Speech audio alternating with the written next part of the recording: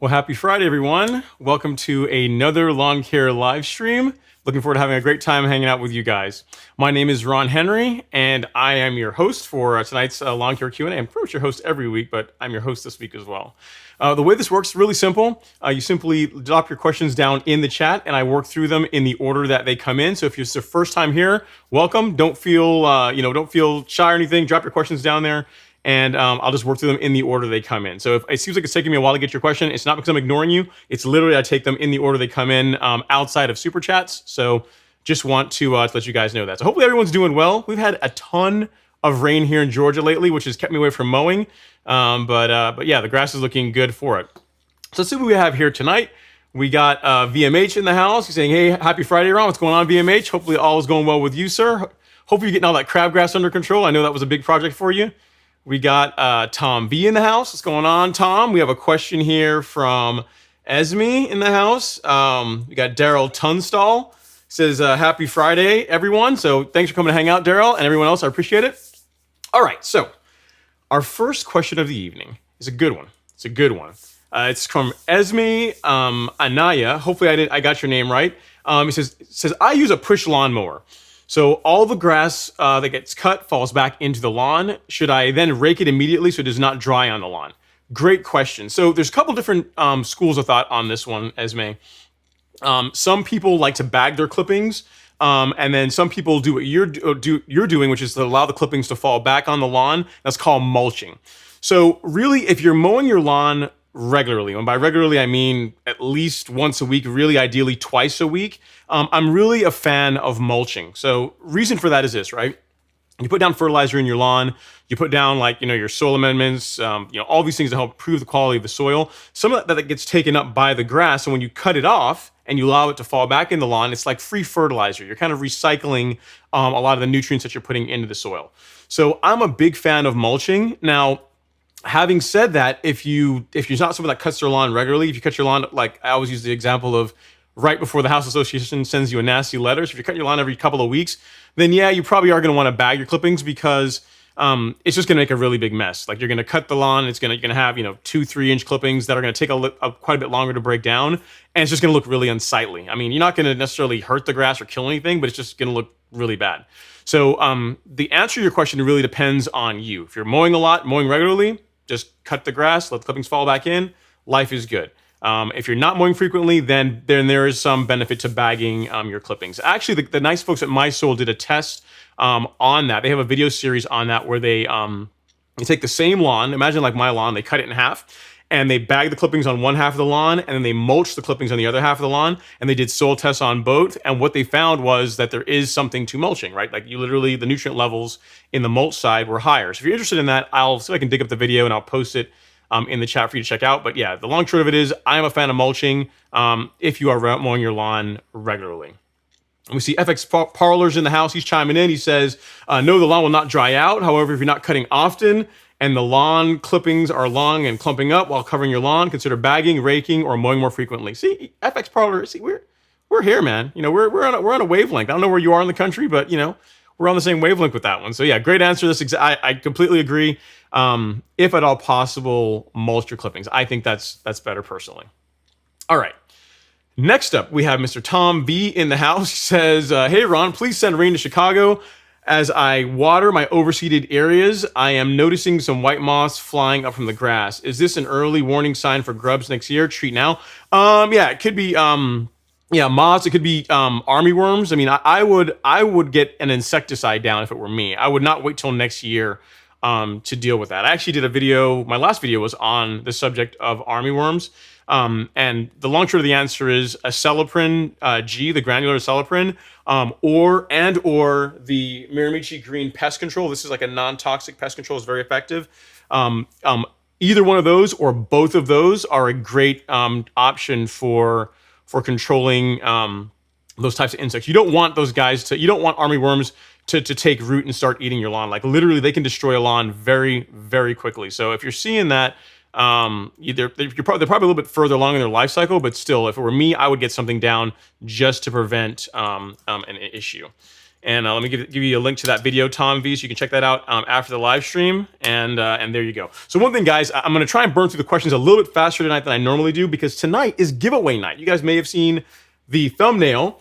And tonight we're doing a couple of things. First of all, I told you guys, of course, we're going to be doing the My Soil test kits. It is the season to test your soil. So we're doing 2 soil test kits. There's going to be 2 lucky winners for that. These guys are super easy to use. The technology is awesome. I've been using them in my lawn for well over a year now. I started last year and really love the results and the data that I get from these test kits. So 2 of you guys are going to win soil tests tonight. And then, of course, you guys know I can't just leave you with that. There's got to be some extra, right? So the nice folks at Mirimichi Green have donated some hats. So tonight we're also going to do the Mirimichi Green trucker hat. It's not like a cheap hat either, guys. It's like a Richardson, man. Richardson 112. See that? They don't mess around, man. So one of you guys is going to win that. And then finally, I hate to say the grand prize, because all of these are really good. But the final thing we're going to be giving away, so it's four prizes tonight, is this limited edition Ron Henry trucker hat. Now, when I say limited edition, there's literally one of these. So Josh Habib sent this to me. There's only one of them from what he's telling me. And it's a gray hat. You've got the leather patch on here. And again, it's a Richardson hat. So there's only one of these. I don't even have one. Whoever wins this, you're going to have the only one in existence. That's pretty awesome. So the way you enter to win, if you guys are new, you were not on the live stream last week, on last week's live stream, you had to go into the comments section and put in a comment, the comment ion exchange resin, just to help you guys out, even though you should have been watching. I really shouldn't do this, but just to help you guys out that are here and want to have a chance to win. While you're here, run over there on the other side and put a comment in. That's what it has to be, ion exchange resin. It has to be somewhere in the comment to be entered to win. So be sure to stay tuned for that. That's why I'm going to go through the questions a little bit faster so we can get to that, get to giving away some fun prizes. So great stuff. But yeah, Tom, I would treat now again a Celiprin and Celiprin G and or the Mirimichi Green Pest Control. You can get the pest control at the golfcourselawn.store, and a Celiprin I will put in the links in the chat for you as well here really quick. So you'll have both those. You'll be all set. So there you go. I'll just put that there and we're done. All right. Next up, we got Jason Greenlee. He says, "Hey Ron, with all this rain, what are you doing to keep your lawn from getting fungus?" Not a whole lot, really. I mean, with all the rain, I haven't been watering. So, if you guys know, have been following the channel, I was doing an experiment on the front lawn where I was watering every day for 2 weeks, create a fungus problem. And then I did the opposite in the back lawn. I maintained my twice per week watering schedule. But then once we entered into September, literally I've been just watering as needed. So I look at the grass, and if it's, if it looks like, it's starting to change, it's starting to dry out a little bit, I'll put some water on it. But we've been getting rain here so regularly that I haven't really needed to run irrigation. And by keeping the watering down, not putting excess water on the lawn, that does a lot for preventing fungus issues in your grass. As a matter of fact, like literally right before the show, tonight, I got out and I mowed, because it's been raining for the last 3 days. The grass actually grew so much that I couldn't even cut it with the green smasher. The mower was starting to bog down, so I broke off the True Cut and did it with that. And I actually took a quick snapshot here, literally right before the show started. It's kind of dried out a little bit now, but you guys can see what the lawn looks like. This is literally 15 minutes before the show started. Just went on the back porch and shot that. So you can see it's a really nice, lush green. You can see all my grass clippings still on the patio because I didn't have time to blow it off. I'll do that tomorrow morning, but yeah, just keeping the water, keeping the water levels low. And then if you're concerned about that, if your lawn has had fungus issues this time of year, Jason, nothing wrong with putting down a preventative fungicide to prevent issues before it even takes root. But really, if you're managing your watering, you should be okay. And I'm gonna have a video coming out here next month or so about what I'm gonna be doing for fungus issues. I'm not sure if preventing fungus now, but more preventing issues with spring dead spot next year. So be sure to watch out for that. Should be good. Great question. All right, up next we got Net G says, overseed money spent, seed 150, garden hoses and sprinklers was a timer, 250. Yeah, people don't realize, man, overseeding is expensive. I mean, I imagine, Ned, you're probably like up north somewhere where this time of year is when, a lot of you guys tend to overseed your lawns. But it's expensive. I mean, the seed is expensive, and then everything you need to make it happen, have it be successful, is expensive, right? Like to your point, you got garden hose, sprinkler systems, timers, all this kind of stuff. I know that Princess Cut did a video there with was it Hunter? I think it's Hunter. They have some kind of new system that's actually set up for DIY. That if you're looking for something that's temporary, not in-ground irrigation, that you might want to check out. So that's kind of cool. All right. And then Tom B is saying, yeah, he's only had 1 inch of rain here since the start of August. Yeah, so if it's that dry, Tom, you shouldn't have issues with fungus. I wouldn't think you'd have a lot of issues with lawn fungus, with that being the case. So I shouldn't say, oh, you're not getting enough rain where that's gonna help promote or induce fungus issues. So yeah, I think you should be good to go, man. But again, if you're worried about it, get down a good preventative, Heritage G or Headway G. Either of those are great options if you like granular. And there's also liquid options as well. So hopefully that helps. All right, so we got our first mower question of the evening. We're gonna have to clap it up. Even though they haven't gotten a mower yet, Hartford Fashion hasn't gotten one. The fact that they're asking about a mower, gotta give it some love. It's gotta happen. All right, it says, hey Ron, I found a pre-owned Toro Greensmaster 1000. They want $3,000 for it. In your option, is that a good price? I can get a brand new true cut for much cheaper. Okay, so $3,000 is not an unreasonable price to pay for a Greensmaster in very good condition with low hours. So by that, I'd want that mower to have less than 400 hours. 300 to 400 hours is about as much as I would go on that. Really, even lower would be better. And I'd also want it to be sharpened, fully freshened up, fully serviced, good to go. Make sure there's plenty of life still left on the reel and bed knife. That's getting up there as far as how much to pay for a Greensmaster. There's guys that go out and they get these at auctions for under $1,000, but really between $1,500 up to like $3,500, that's about the going rate, depending on hours, depending on options, depending on the year of the mower, all those types of things. So it's not unreasonable, but again, it's got to be in good shape. If for that kind of money, to your point, you can buy a brand new True Cut with like a grooved roller on it and everything. You get, a brand new mower for around that price, probably a little bit less. So if it's in great shape and you're really in love with the mower looks great. Sure, that's fine. But it's got to be mint for that kind of money is what I would say. Great question, man. Good thing you're going to do some shopping on a Greensmaster. They are pretty awesome mowers. Definitely let us know which one you end up deciding to go with once you make your decision. But yeah, just make sure the mower's in great shape if you decide to go forward with that one. All right, he says, getting ready to do my Friday cut late in the afternoon, trying to get on here early. Awesome, yeah. So you got your question in, got your question answered. Now I release you to go mow your lawn. If you've not done that as yet, if you're not already mowing, you should absolutely go do that. So don't hang out here, or what you can do is put me on. Just have the live stream going in your ear while you're mowing your lawn. That's what some people do. All right, FX Parlor's up next. He says, hey Ron, happy Friday. I enjoy the positivity you bring to the lawn community. Cheers. Thank you so much, FX Parlor. Yeah, it's funny. There's been a lot of toxic, just behavior and energy in the DIY lawn care community here lately, and it's craziness, right? At the end of the day, guys, it's grass, right? It's grass. Like no one's gonna live, no one's gonna die over it. We take it seriously. Don't get me wrong. We're serious about our lawns, but in the end, it's always better. I think for me and for you guys, if I'm just positive, I'm just nice. You can never, you can never discount how far you can go in life if you're just nice to people, just nice and truly just, selfishly put yourself out there to try and help people out. So I truly do appreciate that. Comments like that are why I continue to do this. Plus it's fun. But yeah, thank you so much, FX Parlor. I truly do, appreciate it. All right, and I know you asked a follow-up question. I answered it in the chat. I don't want you to think I'm ignoring you, but there's some parts of some things you were asking about. I already covered it last week, so I'm not gonna bring it up and hash it all over again. But yeah, if you're interested in that, check out the video from last week, and you can see my thoughts on that matter. Great question. All right, we got Higgy Pop in the house saying hello, happy Friday. What's going on, Higgy Pop? You talk about it like a handle that just makes you happy, right? You just say Higgy Pop. You can't be in a bad mood after saying that, right? Very cool. All right, next up we got VMH. He says, yeah, good vibes. What's going on, VMH? Thank you so much. And then Dalvin Larry's up. And see, I appreciate you, Dalvin, because normally you throw me the hardball questions. Tonight, this one is not too bad. It says, hey, Ron, when is a good time to apply the Fall Winter Lime app to better improve my pH for next season? Should I wait until the lawn or the grass is completely dormant? Not necessarily. Anytime now. I did a lime application on my lawn in July. Like my soil tests show that my lime, my pH was a little bit on the lower side. And I was like, you know what? I don't want to wait till the fall. Plus, this is a great chance to do some testing. So I put down lime at 40 pounds per thousand, so pretty heavy to help bring the levels up.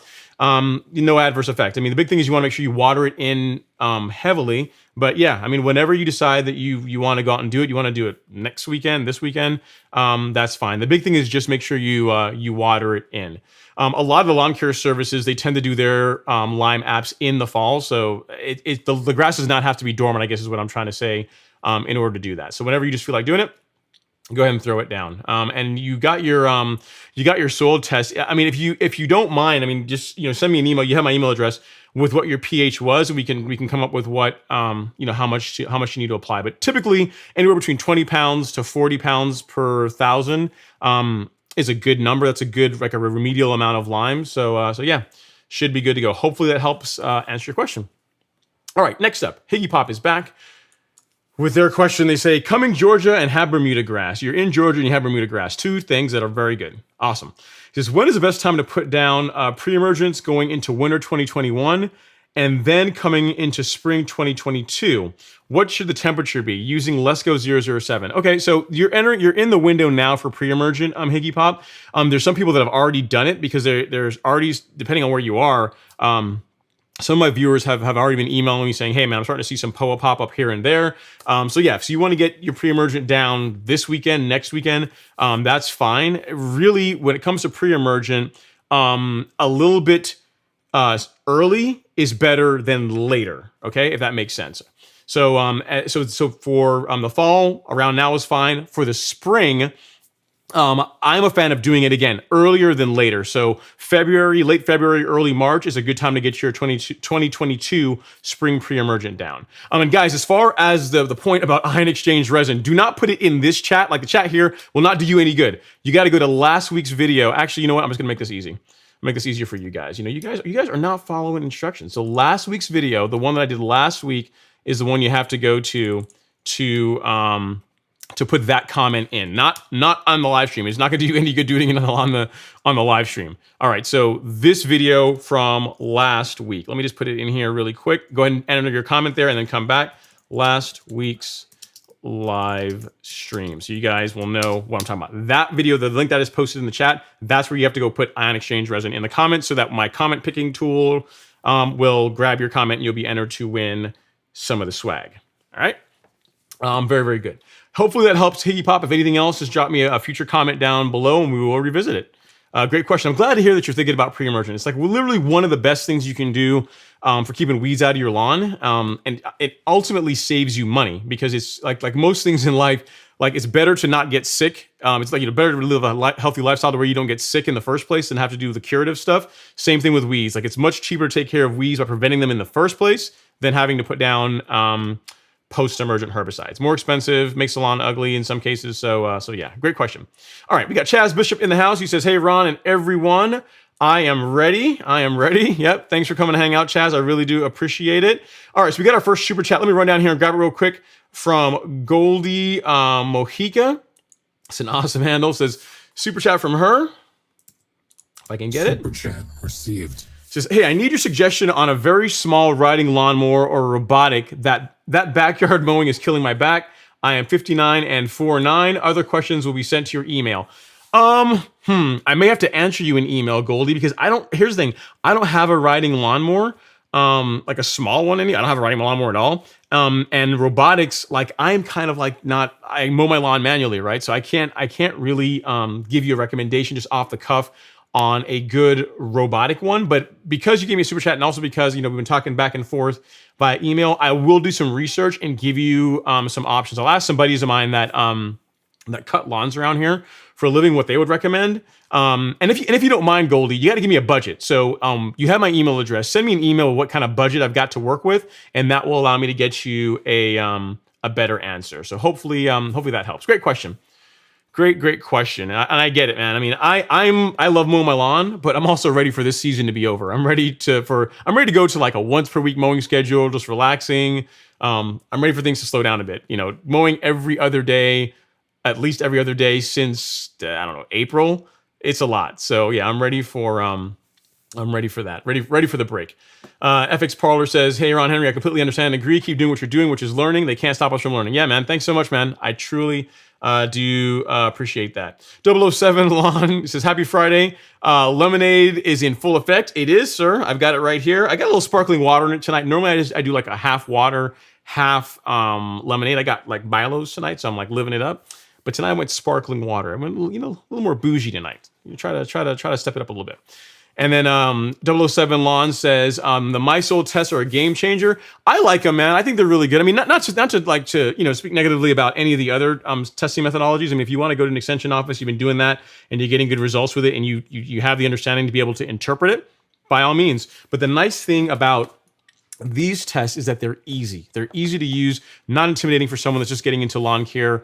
The results are very complete. The recommendations are good, and I've had really good results with them. Like literally, I've done my own testing where I have applied inputs, done a soil test a couple months later, and then those inputs have been reflected in the data. So I mean, it does what it's supposed to do, right? Like what more you want? You put something in the dirt, the test tells me what I put in the dirt. So that's mission accomplished, right? And for any of you guys that are interested in knowing a little bit more behind the technology of MySoul, like how the tests work, like all that jazz, so we explained way better than I ever could, like how the ion exchange resin technology works. MySoul has put together a excellent video that I'll drop here in the chat for anyone that's interested. MySoil testing video. Yeah, this is how the video works, how ion exchange resin works, why it's awesome, all that great stuff. So it's in the chat. Anyone that's interested, not right now, don't leave. After the live stream, go check that out if you're interested. All right, next up we got Dwayne Hopkins in the house who says, "Hey Ron, another week, another live stream. Thanks for all you do. I really do appreciate it, Dwayne. I really do appreciate it. I got a video coming out on Sunday, guys. I mean, it's one you guys have been asking for, and it's one I've been promising for a while. We're doing the review of the Yard Mastery backpack sprayer. I will share the things about it that are great, the things about it that are, could be better, and you actually learn something that I have not seen anyone else mention. So it's worth checking out. And I'm going to try and make it as short as possible. You know my style. I don't like to make things any longer, but that's dropping this Sunday. So if you're interested or in the market for a backpack sprayer, Sunday morning, you should see it if all goes to plan. If the editing gods are with me. Should happen.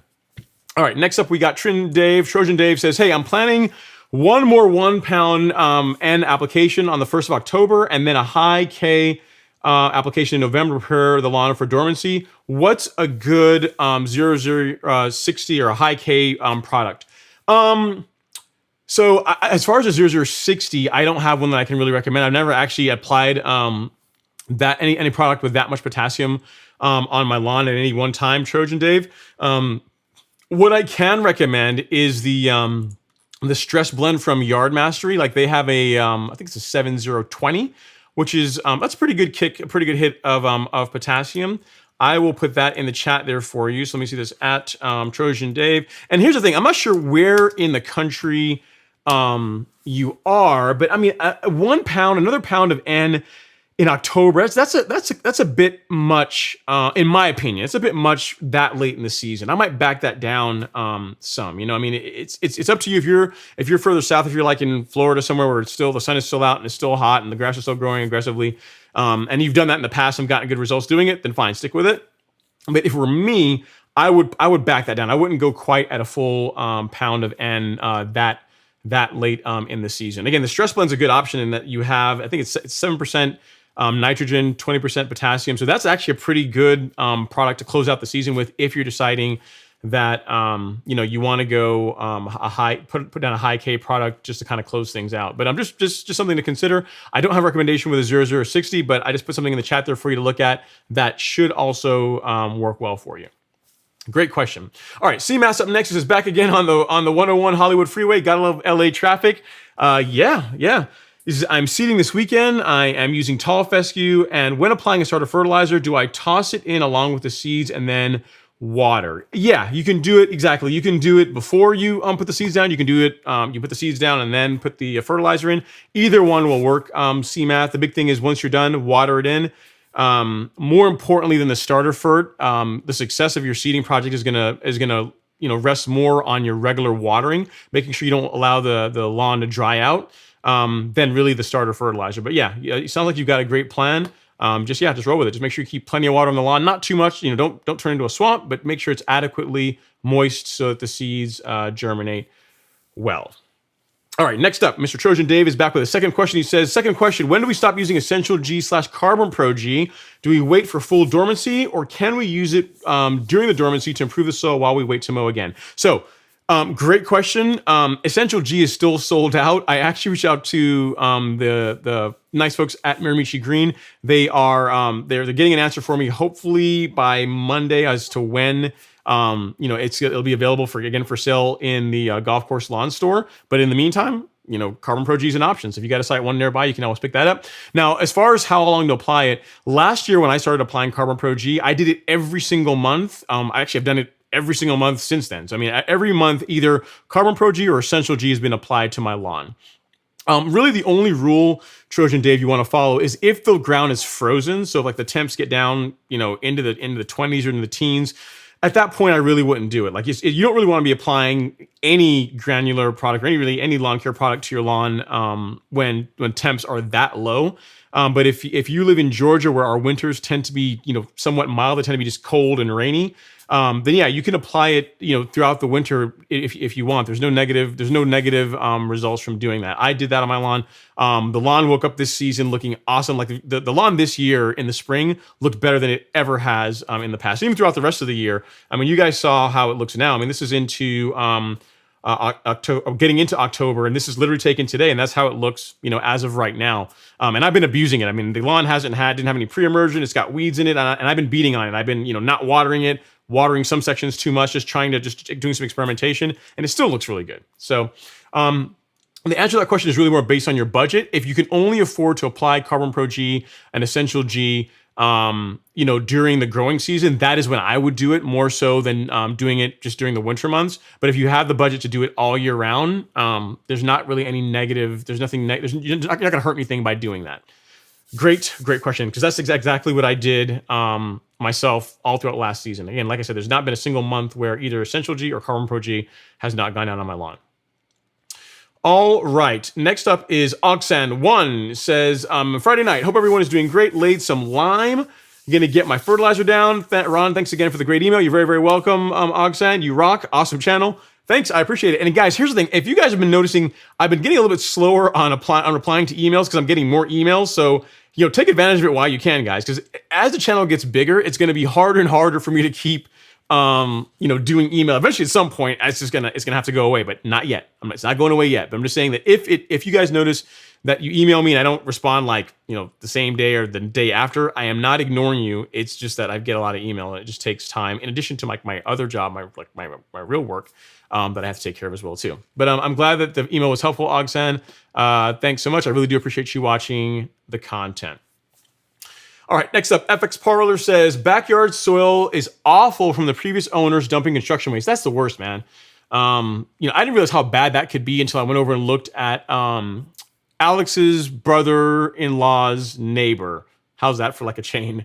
His lawn is brand new. You guys saw a video on it this year. We were pulling big chunks of concrete out of his lawn. But yeah, it can absolutely ruin a great lawn. Because I skipped aerification and top dressed with the soil and mulch. Should I test both soils? Top dressed with 1/2 inch up to 3 inches. Wow, so you went pretty heavy in some areas. Okay. So I can tell you what I've done, FX Parlor, and you can decide. I have the very first time I did a soil test on my lawn, which I didn't actually do it myself. When the lawn was top dressed, I had the service that did it I had them do a soil test, and they did the front lawn independently of the back lawn. Based on that, we did amendments to the soil, and then ever since then, I've just done the entire thing together. So I collect samples from the front and back, and I just treat the entire lawn all the same. In your case, if you just want to know, if you've never tested your soil before, you just want to find out, hey, is the back lawn dramatically worse than the front? Which can be a thing, believe it or not. It can be. I've looked at soil tests where people have sent them to me, where you wonder how it's possible with the front. Vastly different, where the pH in the back lawn is very different from the one in the front. Nutrient levels are completely different from back to front. So it can be a thing. So the first time, if you want, because you're moving to this new place, it sounds like, if you want to do a soil test in the back lawn and then the front lawn separately, just to get an idea, treat them, independently as two separate lawns. And then from that point going forward, If you want to test together, you can do that. If you want to do a follow-up separately just to see how things are working, that's fine. But eventually you should be able to get to the point where you can just take samples from the front and back and just, just use that one homogeneous blend of soil to treat your lawn. I don't try to, don't make it too complicated. Plus, then you're also paying for 2 soil tests, right? I mean, not that I don't mind you buying 2 soil test kits, but once you've got the front and back somewhat balanced between each other, there's not really a whole lot of reason to continue doing that all the time. Good question. And congrats on top dressing. 3 inches is a lot to put down, so hopefully everything's going through nicely. All right, Papa Mo's Low's in the house. What's going on, Papa Mo's Low? I truly do appreciate you coming to hang out with us, sir, as always.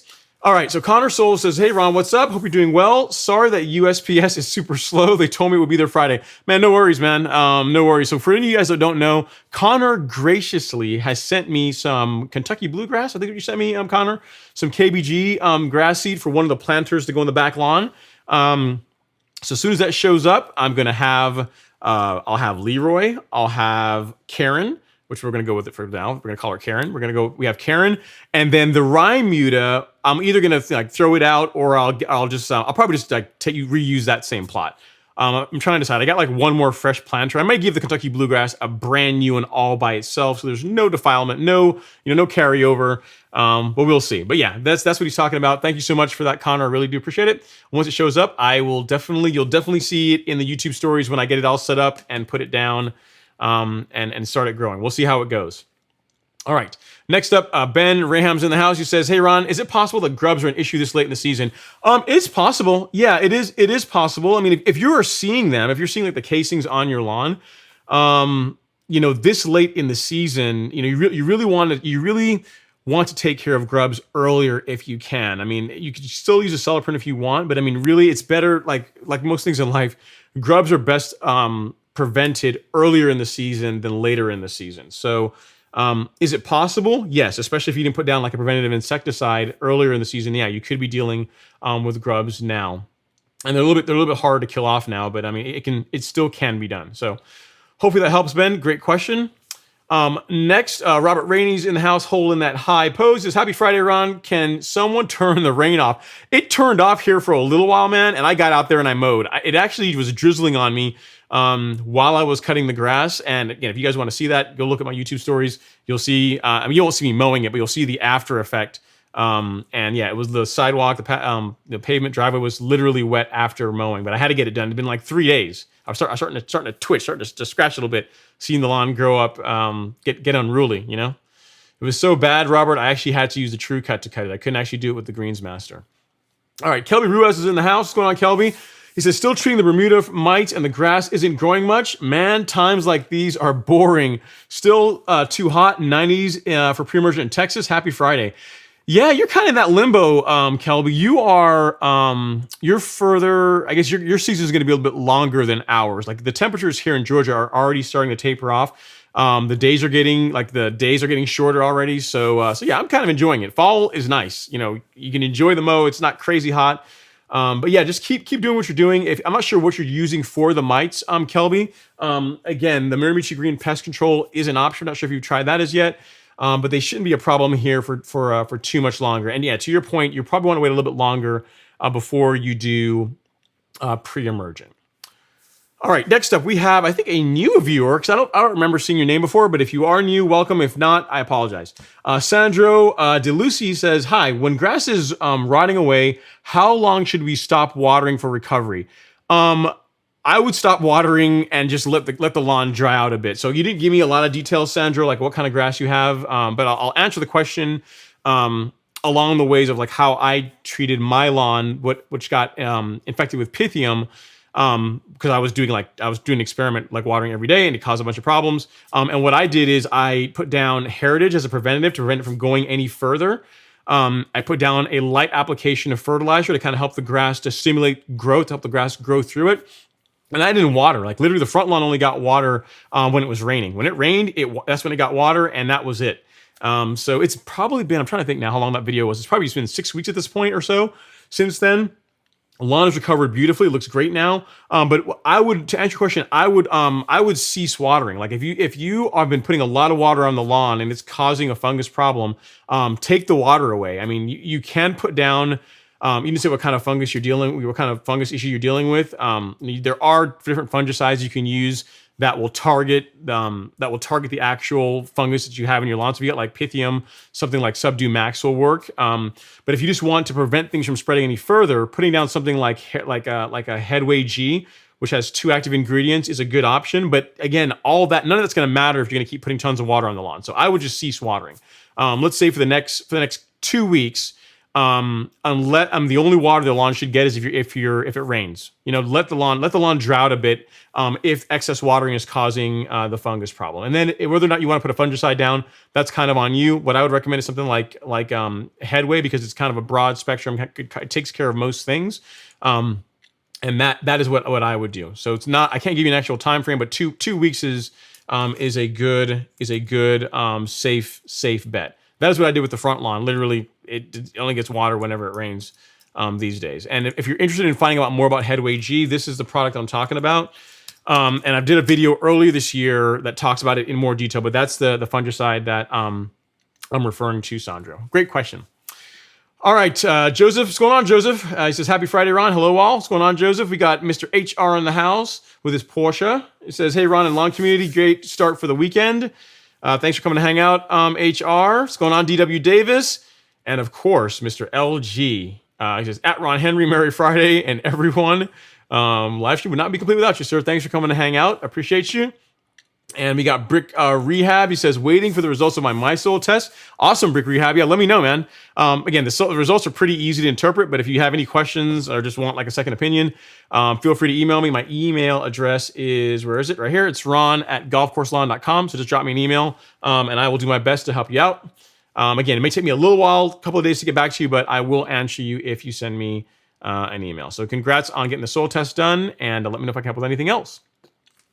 VMH says, it appears I have moles in my yard. How to deal with them? VMH, man, you're just batting 1,000, man. Like, you had the crabgrass problems, and now you got moles taking over. It's just, you're just getting tortured from all fronts. So for taking care of moles, there's a couple ways to go about it. Like, some people will say that you can just eliminate grubs in your lawn because that's going to take away their food source and that should be enough. The thing is, moles eat stuff other than just grubs. So what I like to do, I like to recommend, and that I've told other viewers and they've gotten good results with, is to take a 2-pronged approach. And that is to eliminate the grubs. So if you've got grubs in your lawn, using like an insecticide like a Celiprin, that's an option. And then there's an actual mole poison called Talprid. I am looking for it here, so I can dig it up here and find it and send it to you. It's a good one that again, some of my viewers that have asked about that before in the past have used with really good results. It looks almost like a grub worm. So I guess the moles will see it, they'll eat it, and then they will have a bad day. So I'm looking here for the link for you so I can get that to you. But those are your options. If you go on Do My Own and just look for Talprid, I will say Talprid, but it's really Talprid. That is what you can roll with. But I am finding it here. There we go. There we go. Yep. Thank goodness for search, right? Okay. So, VMH, look in the chat at VMH. I didn't check this link, but it should take you to Do My Own, and that link should take you to the Talprid, which is the mole poison that I was referring to you about. So it's like a box of worms. Throw those down. That should help in addition to eliminating their food source. All right. Next up is Rich Nice. Says, hey, Ron, I'm in Georgia also. Is it too late to do overseeding? I have fescue with quite a bit of weeds right now. Okay, so it depends on what you mean by overseeding, Rich. Are you talking about overseeding your fescue lawn with more fescue? No, it's not too late to do that, if that's what you're talking about. Yeah, I mean, it would have been better to do it, I don't know, 3 weeks ago, 2 to 3 weeks ago, but you're still within the window where you should get decent germination if you were to do it now. With all the rain we've been getting, like, what have you got to lose, right? Like, I mean, the hardest part of seeding, which is keeping enough water on the grass, like Mother Nature's taking care of that for you. So, yeah, I would do it. It's not too late, but if you're gonna do it, I would get it done. Like this weekend, let's make it like overseeding weekend. I'm assuming you're doing like fescue because you already have fescue, but yeah, not too late. A little bit earlier would have been better, but yeah, you can still do it. It's not too late quite as yet. All right, DG's is in the house. He says, what's up, Ron? You always have great lawn topics. Mulching is the way to go. I think so. I mean, but I see the merits of both, right? Here's the thing. I will say this. One caveat. Now, even though I cut like small amounts of grass off my lawn whenever I do mulch, they break down really quickly. I have done testing where I bag the clippings, or I've put the grass catcher on is probably more accurate, and the lawn does look better. So like as far as from an appearance standpoint, the lawn does look better when you catch the clippings than when you mulch it. But as far as doing that every single time, one, it takes a bunch of time, and then I'm throwing out fertilizer. So I really save bagging clippings, or in my case, catching the clippings with a grass catcher for like the 4th of July, Memorial Day weekend, Labor Day weekend, if I have company coming over, when I'm scalping. But outside of that, I mulch. Mainly because it's just a lot of work to catch all those clippings, and it would slow me down way too much. All right, next up we got Terry Jones in the house. I'm going to change my grass type. When will be the best time to kill off my current grass and lay new sod grass and start watering it?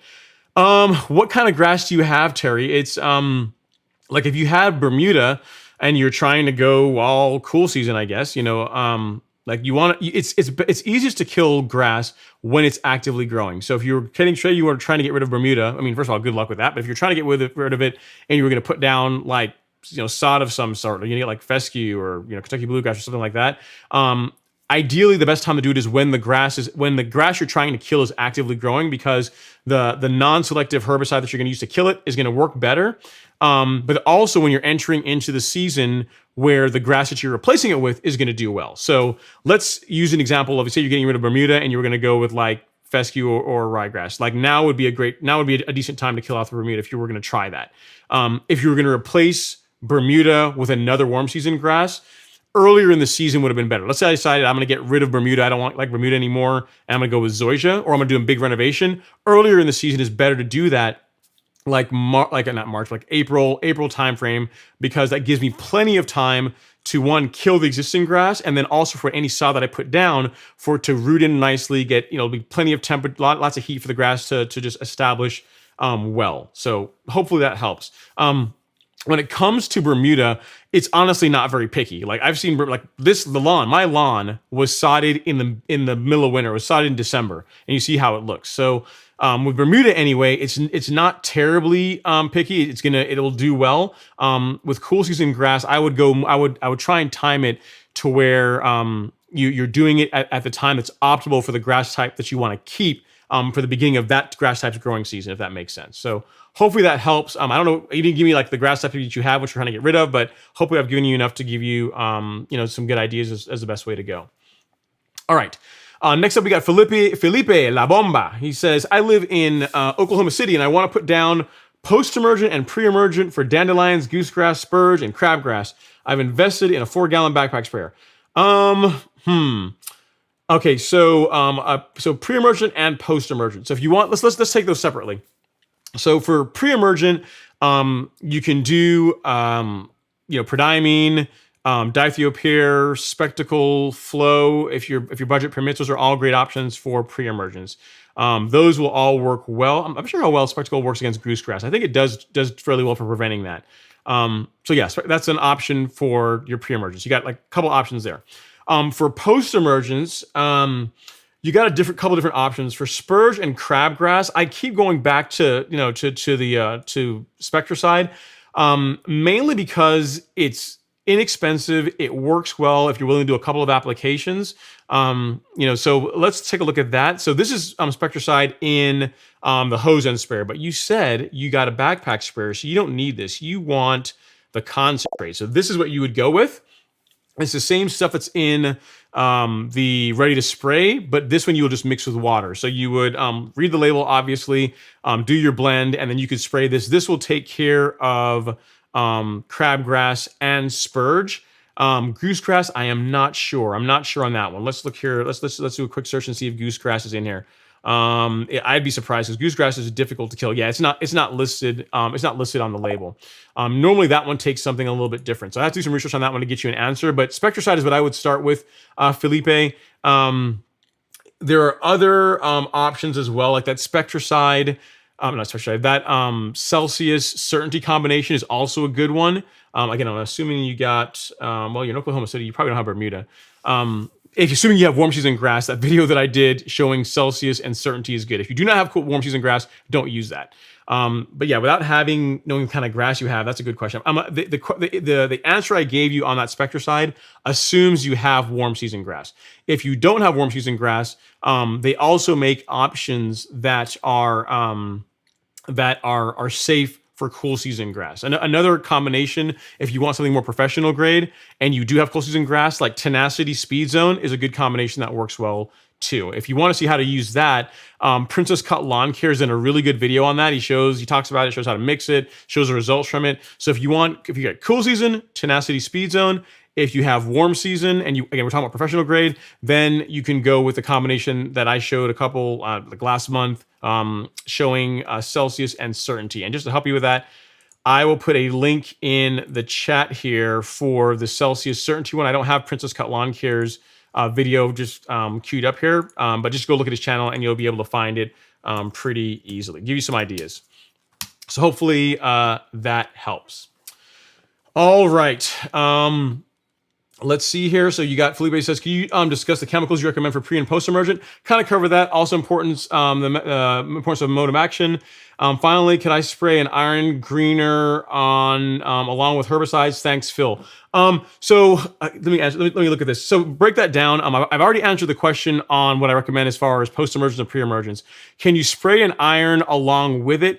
You can. I'm not really a fan of spraying my fertilizers along with herbicides. I mean, I know people do it, largely because I haven't done testing on that. Like a lot of times when you're putting down something like in that Celsius certainty combination, you're also going to be using like a non-ionic surfactant with it for best results. And I'm not sure what kind of results you would get by also incorporating iron along with that. It probably would work fine, but I've never tested it to be able to say, yeah, you do that, it's going to be great. It's probably going to be okay, but I've never actually done that, Felipe. So, honestly, I would just do them separate. I would do them separately, but I will say this: if you decide to mix iron in, I would do it with your post-emergent herbicides, not the pre-emergent, because in most cases, most of the foliar liquid products are designed for foliar uptake, meaning they're designed to be absorbed by the plant leaf, so you don't need to water them in. So if I were going to do one of the two, I would do it with a post-emergent herbicide, not pre-emergent, because that is designed to be watered in. So hopefully that helps. Good question. We got the man from down under, Daniel's Lawn Care is in the house. He's saying, hey, Ron, what's going on, Daniels? Hope all is going well with you, sir. And then next up, we got LeBron James. It's not like the LeBron James, but a LeBron James saying, I have a neighborhood dogs. Oh man, it's horrible.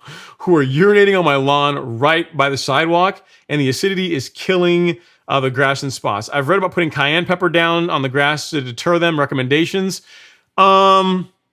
So I don't know how well that really works. I think if you were able to put it down in a high enough concentration and the dog were to get right next to it, it might be enough of an irritant to where they kind of get away from it.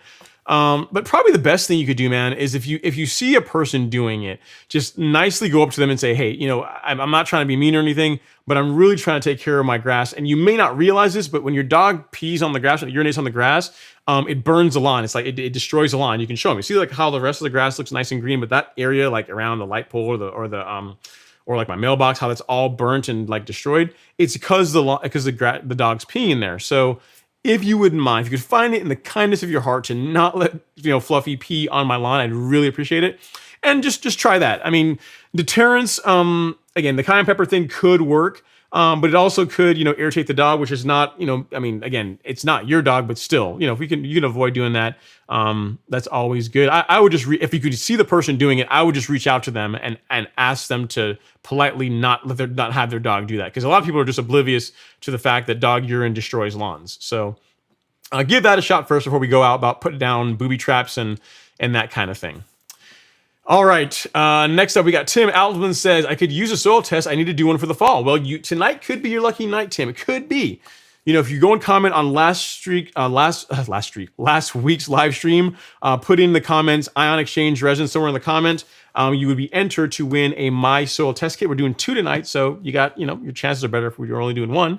But even if you don't win, you can find the My Soil Test Kit along with these guys, which are like the soil probe, these are worth investing in if you don't have one of these. These make getting the samples really easy. You can find all that stuff at the golf course lawn store.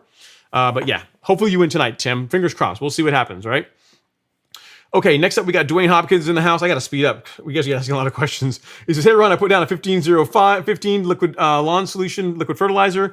Based on my recent soil test, I'm not seeing a big change, and it's been about a week. Should I do another treatment or too soon? I mean, did you put it down at rate? You do put it down at rate and apply it the way they recommended? Because after a week, you should see a response. I mean, most liquid ferts is typically a 2-day type thing to start seeing like a visual color response. I mean, with the Turfplex, this stuff literally, this stuff that I use in my spoon feeding program and I've used just throughout my through the lawn this year. Literally 2 days after applying this, I see a difference in color. Like I see a pop in the color in the lawn. So I'm not sure what's up with the Lawn Solutions fert that you put down. Assuming you follow the label and apply it at the rate they recommended, it should work. It should. So I'm not sure what to tell you. As far as a follow-up application, I would check the label and see, or reach out to them and ask them, hey, this is what's happening. Should I do another follow-up app? I mean, if you decide to do a follow-up, maybe go a little bit lighter in case it's it's a slow response. I mean, a week should be plenty of time for a liquid fert though. So I will tell you that you will not have that problem with Turfplex. Literally the low rate, 6 ounces per thousand, 2 to 3 days later, you're going to see a response in the grass. That's a 22-3, so it's not quite the same formulation you have there, but it's got plenty of N. So definitely another option. All right. Next up, we have DD's in the house. It says, I think the avatar, it's a good one. It says, life is short, play with your long dog. I guess you have like a wiener dog. Or I guess this is actually not a wiener dog. Actually, the correct name is a Dachshund. I think what the long dogs are called. He says, says, leveling and reseeding next weekend can get pre-mixed at any ratio. That's nice. Sand and premium topsoil and purple cow organic compost. What's the proper ratio? Or just do sand, soil, and add compost later? Man, wherever you're getting your stuff from, you're getting that's nice. They'll do all that for you. I would do it all together. I'd save yourself a bunch of time and headache. I am a fan of a 70-30 blend. So 70% sand, 30% soil and or compost. So, if you're going to do premium topsoil, let's say, I'm not sure how precise they can be, but you could do, let's say 70% sand, 20% topsoil, and then 10% of the purple cow organic compost. You do something like that. I would get the compost in there. If they're blending it all and they're willing to do it for you, I would have them do all of it. Like to where all you're just doing is just putting it down, raking it in, and life is good. So yeah, I would not do it after the fact. There's no benefit to doing it after the fact. You see what I'm saying? So may as well save time and just have whoever you're getting it from do it for you. All right, next up we got Kelby Ruiz says, speaking of pre-emergent, I plan on doing liquid prodiamine next year. Does the full rate mean I won't apply again until fall next year? Yeah, so it's really within a 12-month period. It's within that calendar year. So if you went a good example, if you went full rate in the spring like we did on Alex's lawn, in this fall we're going to be using dithiopyr on his lawn. We're not going to be using prodiamine on his lawn this fall. So if you're going to go full rate in the fall, then using something else in the spring would be a good idea. So well, I should say that. Let's dig into this. If you didn't do prodiamine in the spring and you do prodiamine now, then that's kind of like your annual allocation. If you want to do it again in the spring, I would probably switch to something else, honestly. But if you want to do it in the spring, it's probably not terrible. Just within a 12-month period, you don't want to exceed max rate. So however you break that up, where you do some of it in the spring, some in the fall, at the end of the day, if you decide to go with for warm season grass, it's 0.83 per thousand, I believe, for prodiamine, if memory serves me, something like that. If you decide to do that rate all in one go, then you're done for the year, if you're following the label, which you should be doing. So hopefully that helps. But the good news, Kelby, is there's tons of other options outside of prodiamine for pre-emergent that aren't crazy expensive. So hopefully that helps. All right, JG's in the house. She says, happy Friday. It's almost fall, y'all. Fields are brown and lawns are green. Yeah, you guys up in the great Midwest that has that now it's like your go time. I'm sure your lawn's looking awesome. All right. So Ben Rich, yeah. So guys, I see a bunch of Ion Exchange resin comments. I do appreciate that, but you don't need to answer them here. You got to go on last week's live stream to put those in. All right. Next up, Hot Rod 404 says, my customer said they used Celsius and it killed their lawn. Thank God I didn't apply it. Wow. So I guess what rate did they apply it at, and what kind of grass did they apply it on? Because Celsius actually, if it's applied per the label, per the instructions, like they have like a nice measuring cup that you gotta follow. Like don't add more than what's on that measuring container. If you apply it at the correct rate on the correct grass type, so if you put Celsius on like ryegrass, you're gonna have a bad day. But if you put Celsius on Bermuda at the correct rates, it works just fine. Like I did it, you guys saw the results of the video. You guys have seen my lawn. I did a full rate app of Celsius. No problems at all. So it just depends on what your customer did. Sounds like they maybe didn't read the label, because that's one thing I can't stress enough, is that once you step, really with anything, any products you apply to your lawn, but especially when you step into the professional grade fungicides, herbicides, insecticides, you must read the label. Read it twice and then read it one more time, and then follow the label, because that's going to get you the best result. Like it's in the manufacturer's best interest to give you a rate that's going to produce a result, but also a rate that's not so heavy that it's going to produce adverse results. So follow the label, and life will be good. So sorry to hear that, Hot Rod 404. Hopefully, I'm sure the neighbor's lawn, they should hopefully recover. And I'm glad that you didn't, that you didn't over apply it to their lawn. So, all right, great stuff. All right, next up, we got a bunch of Ion Exchange resin comments from LeBron, Higgy Pop, everyone else. Yeah, guys, go apply it. Go put that into last week's live stream comment section. And then DG says, Ron Henry trucker hat for the win. Yeah, man. For any of you guys that just joined the live stream, what they're talking about, for any of you guys that are here, because I spoke about it in the first 15 minutes of the show. Tonight we're doing a giveaway. We're doing 2 My Soil tests. So 1 and 2. So there'll be 2 winners of this. And then we're also doing the nice a trucker hat from the nice folks at Mirimichi Green. They donated this pretty nice hat. Very nice. I'm jealous. Actually, these are really, really cool. And then finally, a 1 of 1, only one in existence, courtesy of our friend Josh Habib. Ron Henry trucker hat with the leather patch. Very nice hat. I don't even have one of these. Whoever gets this is going to have the only one. So stick around. I'm going to burn through the questions as quickly as I can tonight so we can get to that, right? So that's what you guys are really here for, right? I mean, you like me, but you're also here for the swag. All right, next up, we have B. Young in the house. He says, hey, Ron, I live in New Jersey with a cool season Kentucky bluegrass lawn. I have a swordman, and I mow it 1/2 inch. Very cool. Says, my question is, should I mulch, mow the leaves with the rotary before I reel mow, or bag the leaves? Also, I did sand. Okay, that's the answer to your question. Would you get? Yeah, I would get the leaves up if I could. If you can run the your rotary over the lawn and pick up all the leaves before you mow with the swordman, that is what I would do. I wouldn't. Here's the main reason why. Like, if the leaves are leaves as from a density standpoint are a little bit thicker than grass, so you're just adding more wear to the reel and bed knife unnecessarily.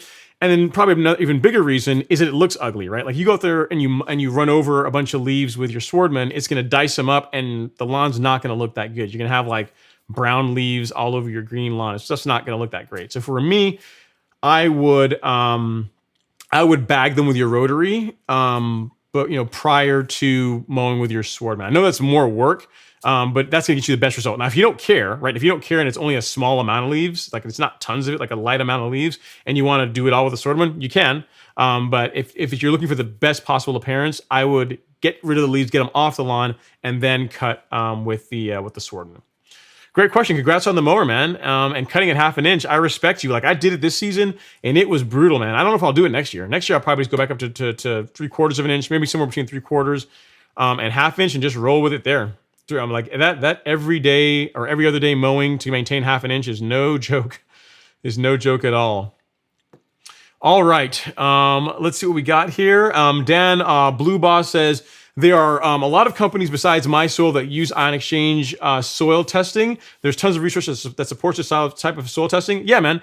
And the thing you have to realize too, and My Soil doesn't really talk about it, but other than us, like we are, we think of My Soil as far as DIY, but they have customers that are not DIY that use their Ion Exchange resin technology, right? So it's not like, in other words, they brought soil testing to the DIY community in a way that's easy for us to use, easy for us to understand the results.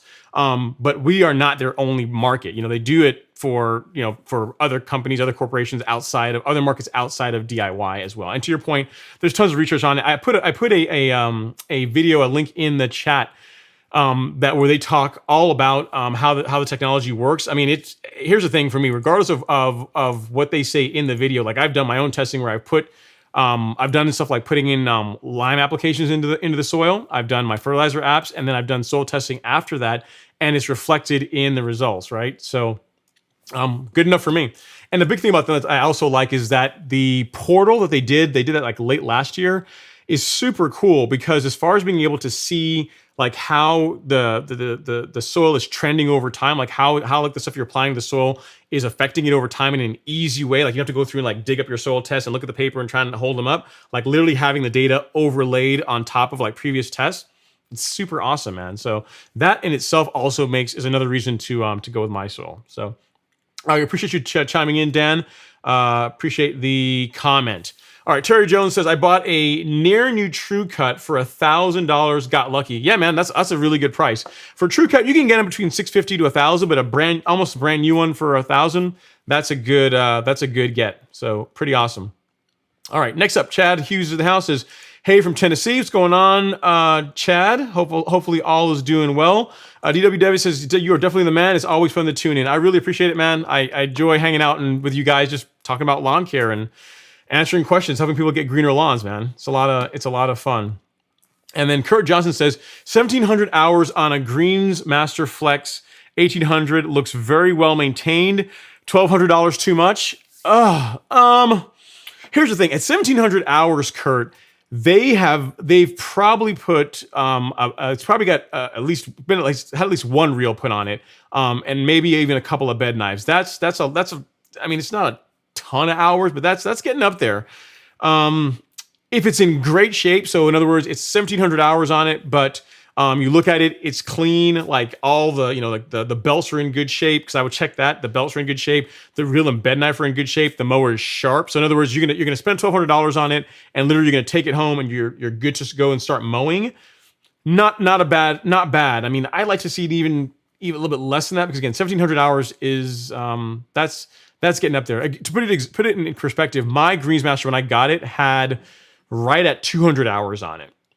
Granted, I paid a little bit over $3,000 for it, but that kind of puts it in perspective, right? But yeah, if it's in great shape, if it's all been gone through and everything's freshened up, fresh belts, fresh reel, fresh bed knife, those mowers will run forever if they were well taken care of. So yeah, and it's a 2016, you said. So yeah, that's a newer one than what I had. I have like a 2014. So yeah, could be a good option. Tell you what, assuming you're going to do it, we're going to go and clap it up for you anyway, because we're talking about reel mowers and we like that. If it's in great shape, I say go for it. All right, next up, Jesse Snow says, hey, good evening, everybody. If I was fighting some spring dead spot this past spring, when would you apply and what product would you recommend? Jesse, that is actually going to be the subject of a video I'm going to be doing here soon. I, like you, this spring had some issues with spring dead spot on my lawn. And here's the thing. If by spring you see it show up, it's too late then. Like there's not a whole lot you can do other than just keep taking care of the grass, water, mow, fertilize, and just let the grass grow through, or you can plug the area. That can help it recover a little bit faster. But the best way to deal with spring dead spot is to not have it in the first place. The ways to deal with that and the way you prevent it are one, like limit your nitrogen inputs going into the fall. So like in my case, when October rolls around, I'm gonna do like a half app. So like just a taste of nitrogen, just to let the lawn go to sleep. And that's it. And in addition to that, I'm gonna put down a preventative fungicide. So in beginning of October, I'm gonna be doing a Headway G application, and then 28 days later, the end of October, I'll be doing one more. That should do the trick as far as preventing spring dead spot. That's what my plan is. That's the research said should work. And we'll find out next spring, right? But yeah, between limiting your nitrogen and also getting a good fungicide down preventatively in the fall, that should do the trick. And again, if you're looking for a good recommendation, I like Headway, mainly because it has two different active ingredients. Really, for preventing spring dead spot, you can just go with Heritage. You'll save a little bit of money doing that. Because it's not what's the two active? Azoxystrobin is the one that will target that. So you could go with Headway, which is probably what I'm going to do. But if you want to save a little bit of money, you could do Heritage, and you should be good to go for that. And I'll put that in the chat there for you, so you can check that out at Jesse Snow and those two there. So Jesse, you're good to go. Hopefully that helps, Jesse. Let me know if I can help with anything else. Dalvin, you're getting a good laugh out of it, right? All right. Next up, Tim Altman says, Ron, if I told you I mow my Kentucky bluegrass at 2 1/4 inches, I would have to use more T-Nex. Is this true? I was told if I mow my Kentucky bluegrass at 2 1/4 inches, I would have to use more T-Nex. Is this true? I've been putting it down to the recommended rate. I would put it down to the recommended rate. I would not exceed the rate of T-Nex. Only, I mean, I think for cool season grass, it's like 0.55. I know it's a lot higher than, it's more than double than what we use on warm season grass, but I would just follow the label, man. If you don't believe me, go on like some of the Facebook groups and read the horror stories of people that went super heavy on plant growth regulator, and they will, and see what happened to their lawns. I mean, when I look at the label for, T-Nex or Trinexapac ethyl, I don't really see anything on the labels that says anything about height of cut changing your application rate. I mean, I've read the label a few times. It might be on there, but I've never seen it. So I would stick with the recommended rate if it were me. Speaking about PGR, last week I spoke about this. Again, you guys cannot get this yet, but it should be coming here soon. I've been talking to the folks that do my own. They're working on getting some of it in. But the nice folks at Syngenta, they've been listening to the DIY community, and now when you want to do PGR, you had to go buy that big 1 gallon container or jug of T-Nex. Now you can get Primo Max, which is Trinexapac ethyl. This is a PGR. This is the OG in a small 4 ounce container. So this is going to cover on warm season grass up to 16,000 square feet or so, if my math is right. It's a nice, cute little container. Has a measuring cup built into it. If I can get it to focus, wait, if I can get it to focus, yep. So you can see that's built into it as well. That's kind of cool. These should be available soon. Again, it's going to be only cool season guys, but Syngenta sent me some samples to check out, and I was excited to share it with you guys because I've been waiting for this since the spring for this to become a thing. So it's available now. You guys are going to be able to get it soon. So you don't have to go buy huge containers of Trinexapac ethyl. You can get like a 4 ounce if you want to go that route. But to answer your question, Tim, label is law. Go with the label rate. All right. DMac4 says, is this content just for pros? I'm new to this, trying to get rid of heavy weeds growing without buying new sod. Kind of lost. No, it's not just for pros. It's actually the live stream and my content. I mean, some professionals watch my channel, especially as it started growing. More pros have been watching it. But really, it's for DIY. It's for people that, like you, DMac, that are just trying to get their lawn looking better. Now, as far as you said, you want to get rid of heavy weeds without buying new sod, kind of lost. It's difficult to answer that question without knowing what kind of grass you have. So what I'll do is I'll answer it as if you're my next door neighbor and you have like Zoysia or Bermuda. If you have those and you're new to this, probably the easiest way to get going is to use a product called Spectracide. It's relatively inexpensive. If you take a look here, this is what I'm talking about. You can find this at your big box stores, Home Depot, Lowe's, Wally World. Like, they all carry this. This attaches to a hose end sprayer, so you don't need like a backpack spray. You don't need anything special. There's no mixing or anything you have to do. And this is very effective against a lot of weeds in a lawn. As far as a good product for getting a lawn under control, Spectracide is a great option, especially if you have warm season grass. They have versions for for centipede, for St. Augustine, for also certain cool season grass types as well. So make sure you get the version that is for your particular grass type. But it's an excellent product. That's what I would say to start with if you're trying to get the lawn under control, because the rates of the active ingredients, when I say active ingredients, that's like, a fancy way of saying the chemicals that are in that product that will kill the weeds.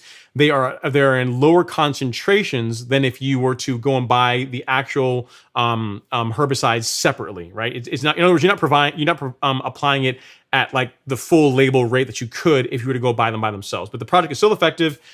It's cheap to buy. It's like $10 to $15 for a bottle of that stuff, and does a great job getting weeds out of your lawn. So that is what I would start with. In your case where you're just getting going, it'd be a lot less intimidating. All right. Next up we got the Lawn Father in the house saying, happy Friday, everyone. What's going on? Lawn Father, thanks for coming to hang out. And then Tim Altman is also chiming in, is saying Q4 or Speed Zone should help you with the weeds. DMAC, again, those are, you're getting now more into something you actually have to mix and measure. Those are great options, like what Tim is talking about. But I mean, if you're just starting out and you don't want to have to get a backpack sprayer, you're intimidated by mixing products, go with like something like Spectracide. They have something that covers for pretty much every grass type. I'm not sure if they cover Bahia, but I think they have pretty much every other grass type covered. And just that's what I would start with. Okay, next up we got Demir in the house saying, "What's going on, Ron? Looking forward to some good turf talk tonight. Good luck to everyone on winning a soil test kit." So there you go. So you talk about someone that's a pro in the industry. Demir is what would I call you, Demir? Is a greenskeeper, someone that works. You work personally on a golf course. You sent me some pictures of some of the hardware, some of the toys he gets to play with. Some pretty awesome stuff. Pretty awesome stuff. I'm jealous. Yeah, we'll see, man. We'll see who wins tonight. I'm excited. Getting some people some soil tests so they can take their lawns to the next level. Always great. All right, next up we got Isaac Momperaus. Hopefully I got that right, sir. If not, I apologize. It says Jersey checking in. Touching the like button ever so gently. Why? It doesn't cost me anything. That's right. And it is the top of the hour, guys. So if you guys don't mind, like Isaac, if you guys don't mind touching that like button ever so gently. Again, it's free for you guys to use. It's a great way to support the channel. We'll send great vibes, bring more people to come hang out with us, and it gives me a chance to take a sip of my lemonade. So if you guys wouldn't mind doing that, I would really appreciate it. Good stuff. All right, next up we got Carolyn. She says, "Hey Ron, I'm late to the live stream." Not really, Carolyn. You're here. You are here. But I'm glad I'm here. I can't wait to overseed here in Maryville, Indiana. I'm thinking, yeah, go for it, Carolyn. It's go time for you guys. So definitely enjoy that. I'm glad that you are taking some time out of your Friday evening to hang out in the live stream. I really do appreciate it. LG is chiming in the house. LG's about to drop some knowledge on me here. He says, "For cool season lawns, Cornell University study has indicated increased snow mold occurs with high K applications applied late in the season." So there you go. So whoever it was earlier that was asking me that, again, I've never applied a 0060, but if you want to feed the lawn and give it a little bit of potassium, I would go with that stress blend. That 7020 from Yard Mastery. I put a link in the chat already for it. That's what I would roll with. I mean, a 0060, that's a lot of potassium, and as Mr. LG has told us, based on university research, you could have bad results from doing that. So, like all things in moderation, right?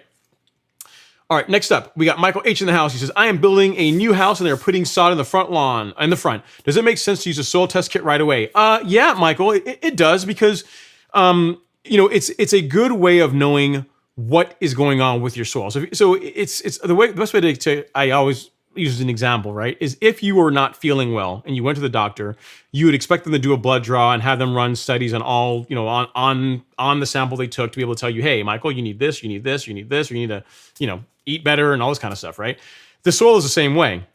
So if you, even though they're putting down fresh sod, you don't know what your pH is at. You don't know whether what the general nutrient levels of the soil are, and a soil test is going to tell you that. Even if you only do it once a year or twice a year, like it's as far as answering the question of what fertilizers should I use on my lawn, what soil amendments like lime, if you have low pH soil, should I be applying to my lawn? A soil test is going to tell you that. So if you want to fertilize with some data, with knowledge, it makes a lot of sense. Again, for $30, it's kind of hard to beat this. I mean, literally $30, you get the sample, send it out. Within a week, you have your results, and then it's super easy. Then you know exactly what you need to be using on your lawn. So for a brand new lawn, I absolutely would. It's not like if you wait, things are going to change that much. Is what I'm getting to.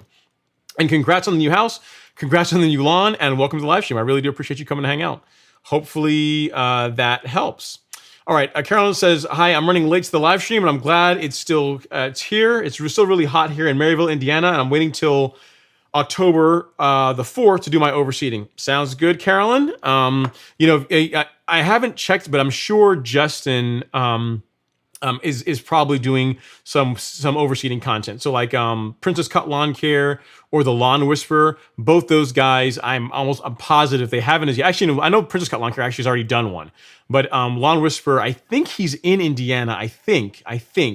So he's in your neck of the woods, and let's check out his content to see his results, what he recommends doing, and all that kind of stuff. So yeah, sounds like you are on your way, Carolyn. And then Mr. Bidai says sod needs to be watered every 2 days. Yep, good. That's good.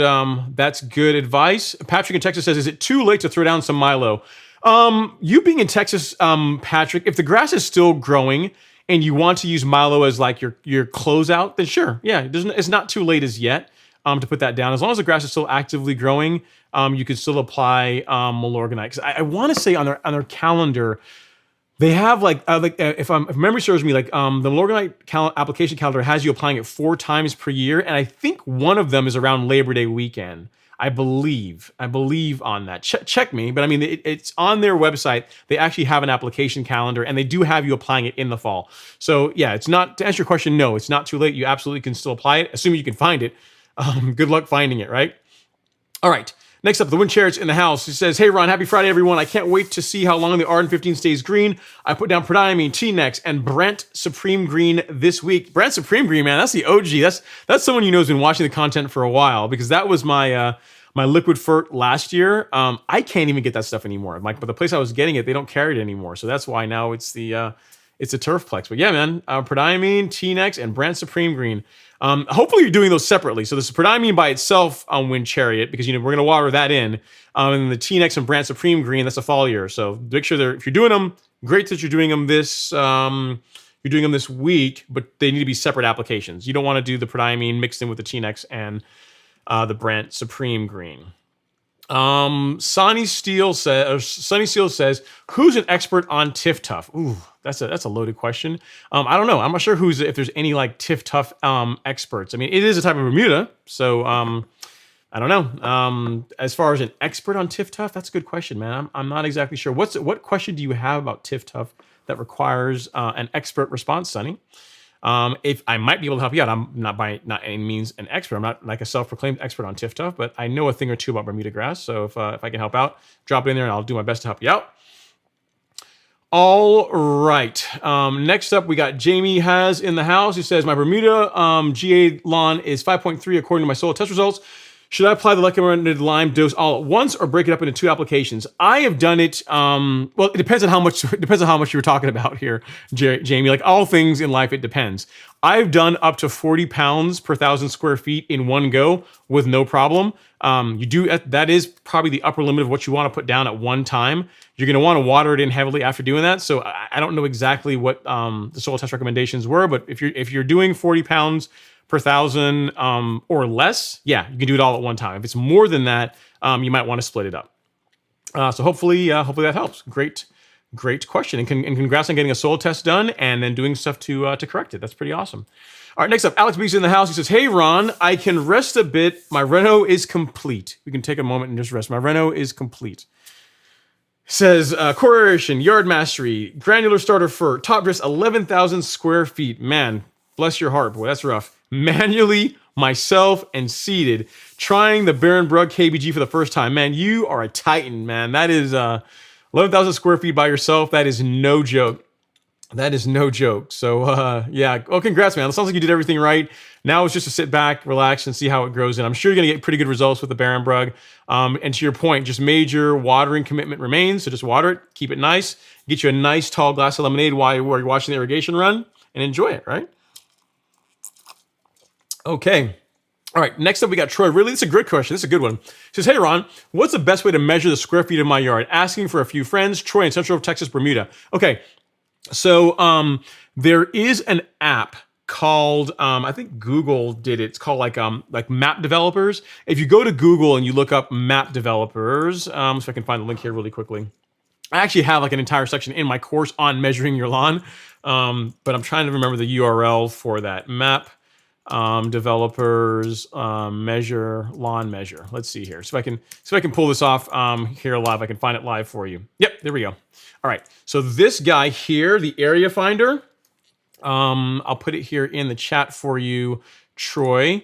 This guy here. So at Troy, this will allow you to, this tool will allow you to draw waypoints on your lawn. You put your address in.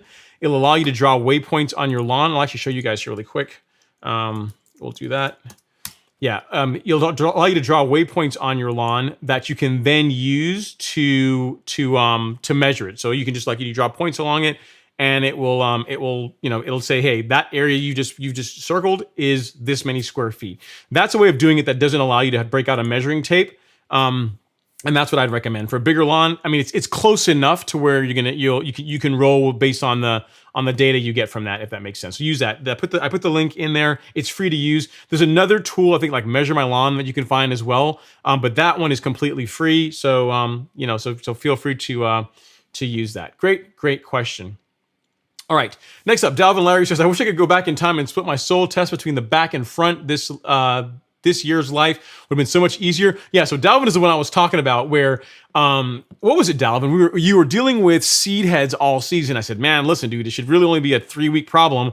And if you still got seed heads this late in the season, I mean, it's water or it's nutrients. It shouldn't really be a thing. It's normally a 2 to 3 week problem in Georgia.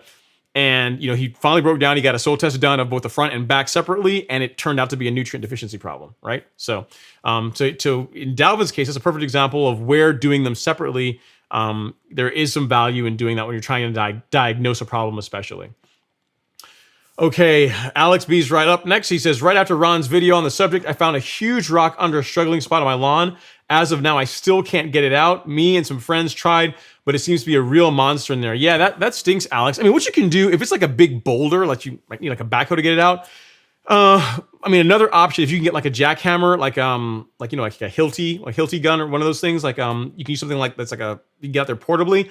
If you can break it up and like knock off, 8 inches of it, like a big chunk of it, because really what you want is 8 to 12 inches of soil, like for really good results to establish a really good root system. If you can't get the whole thing out, like breaking off like the top to where you have enough like free space for the soil to be there is a good option as well. I mean, the best thing is to remove it, but if you can't do that, like getting rid of the stone or getting rid of the upper part of that stone is also an option too. I mean, it's gonna be a big mess, but it's an option if you can't get it out. All right, next up we got Lone Star says, blessing evening to you, Ron. Big up yourself. I appreciate it, sir. Thank you so much. Island brethren. And let's see. Next up, we have C. Webster has a good question. It's like soil testing night. He says, what can I use to get my pH levels up? So C. Webster, if you want to raise pH levels, typically lime is what you want to use. Lime comes, and there's a couple different versions of it, but really lime, there's 2 major flavors. There's calcitic lime and dolomitic lime. So the difference between the two is in the amount of magnesium, the magnesium percentage in it. So if you look at your soil test results and your magnesium levels are low, in addition to like your pH being low, so in other words, if your soil also needs magnesium, that is where going with the dolomitic lime makes sense. If you don't need magnesium, so your magnesium levels are optimal, then just go with the calcitic lime. So the way to remember that is like D is closer to M in the alphabet, so M for magnesium, D for dolomitic. If the M is low, use the lime that is closer to it in the alphabet. So the one that starts with D, which is dolomitic. If your magnesium is fine, then just go with calcitic. But either one of those should work well for raising soil pH. Good question. All right, so let me roll down here really quickly. Got a couple of super chats here that I want to take care of. One of them is from our man, Mr. Josh Habib. Super chat received. He says, "Thanks so much for the super chat, sir." He says, "Happy Friday from Lake Watry, bud. You like to camp, man. You guys like getting out there." He says, "My service is suspect, so I'm getting this out of the way early. Hope everyone is having an awesome Friday."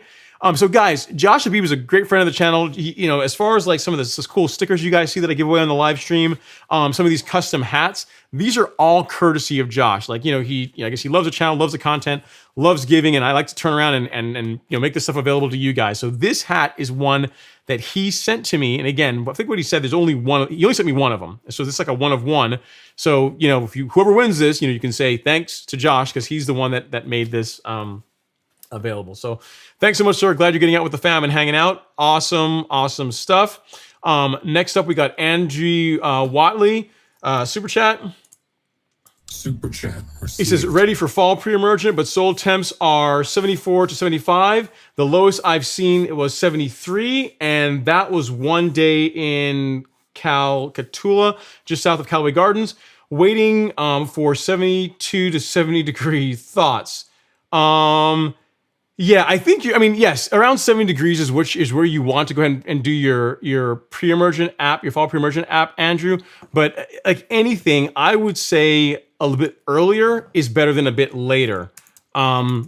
you don't want to. I mean, like think about it. If you apply it a little bit late, you're just giving the weeds more chance to germinate. So if anything, I would go a bit earlier in the season than later in the season, if that helps. Let's see. I'm just putting something in the chat here for you. All right.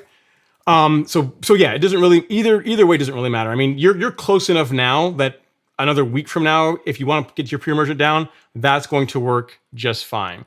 But great question. It's good you're at least thinking about it, because that's literally one of the best things you can do for keeping weeds out of your lawn. All right, so now the hardest part of getting super chats is finding where I was, and I think I did. It's pretty awesome. Okay, great, awesome. All right, so Dad, who mows best, says can't stay long, but I thought I'd pop in and say hi. Keep grinding, man. Love the content you put out. Thank you so much, Dad, who mows best. I really do appreciate the support. Thanks for that. And then just in time, he says, yay, my first live stream I'm witnessing live and not recorded. That's awesome, Justin. So yeah, you get to see now you are now part of history, because in the live stream, when this goes, when it gets put up tomorrow or after the live stream's over, like, now you're part of it. So, but yeah, if you have any questions, drop them in. And I appreciate you getting on and being able to watch early, getting on early to be a part of it. So always good.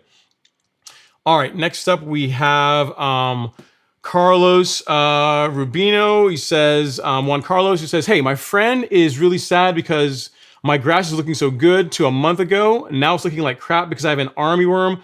What is the best killer? So there's a couple of different options for that. One, I've already done a video on that if you've not seen, I will put the link in the chat here for you. There's tons of different options for killing armyworm. Some people like to use bifenthrin. What I like is a product called a Celiprin G. It works very, very well against armyworms. It's a granular product. And then I'll also couple that or mix that apply that along with a liquid, which is the Mirimichi Green Pest Control. This is a non-toxic insecticide.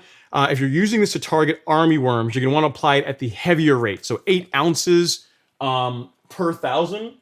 Sorry, that's not true. 8 ounces per gallon. So you're going to want to mix that with 8 ounces with a gallon of water. And then as far as coverage, 1 gallon will cover 3,000 square feet if you're using like a backpack sprayer, or if you're using a fogger, it'll do up to 7,500 square feet. But that at the 8 ounce with 1 gallon of water is a good rate for taking care of armyworms. So those two will work great. And I'll also put a link here in the chat to that video so you can see exactly what I am talking about. So hopefully that helps. At Juan Carlos Rubino. All right, there we go. Great question. Sorry you're dealing with that, man, but get ahead of it. You want to get those guys, you want to get rid of the armyworms sooner than later. All right, Daniel B's up next. He says, hey, Ron, should I wait a few weeks after my final FERT app of the year to conduct an end of the season my soil test? So what I would say, Daniel, is give yourself as much time as possible. So 4 weeks is the minimum I would say between a fertilizer application and doing soil testing. I've personally been doing soil testing every quarter. Not saying that you have to do that, but I like having the data, and I started doing it last year, so I just continue to do it because I like having information. But really, if you can only test twice a year, I'd say do it in the spring and then do it in the fall. If you want to also just see how the soil is looking, after your final FERT app, you can do a test then too. But really, spring and then in the fall is really enough. That should be enough to give you the data to know if everything you've done since springtime, how it's affected the soil up to this point, and then you can fertilize or amend pH or anything else accordingly based on your fall soil test. So totally up to you. If you want to do another test afterwards, you can, but I would give it a good month before collecting samples, just to make sure you're not influencing it based on the fertilizer app. Hope that helps. Great question. All right, Nero Narikagawa says, Mark Henry, what's going on, Hero? Thanks for coming to hang out. Next up, David Wallace says, loving the content, Ron. I appreciate it, David. Thank you so much. All right, so let me get down here and get a super chat that I just saw that just came in. One from Mr. Merrill Williams. I really do appreciate that, sir. Thank you so much. Received. He says, hey, Ron, big fan of your content. I was just able to get some Carbon Pro L. Is it too late in the growing season to apply my first application? Thanks. No, Merrill, if the grass is still growing, yeah, you're good to go. I mean, it's, Carbon Pro L is a great product. I find you're going to get more out of it if you do you apply it when the grass is actively growing. So whereas like something like Carbon Pro G, you can apply it pretty much season long, year round, as long as the ground's not frozen. Carbon Pro L, you really want to do that whenever whenever the grass is actively growing, to get the most out of it. Because also it's expensive, right? It's an expensive product, so you really don't want to be putting it down when the grass really isn't going to be able to take most advantage of it. I truly appreciate the super chat, and I really appreciate the support. If I can help with anything else, definitely let me know. All right. Next we have Greg S. up. He says, mole crickets have devastated my zoysia lawn in coastal Carolina. I have tried a number of products. What would you recommend? Mole crickets. I'd have to look and see, man, of what insecticide will work for that. I am not sure if the pest control or even a Celoprin G, off the top of my head, I don't remember seeing that on the label. It might be, but I don't recall it. So I'm going to owe you an answer for that, Greg. If you don't mind, I mean, depending on how badly you want an answer, send me an email here, Ron at Golf Course Lawn. Just send me an email really quick to say, hey, yeah, this is Greg from the live stream. I had the question about mole crickets.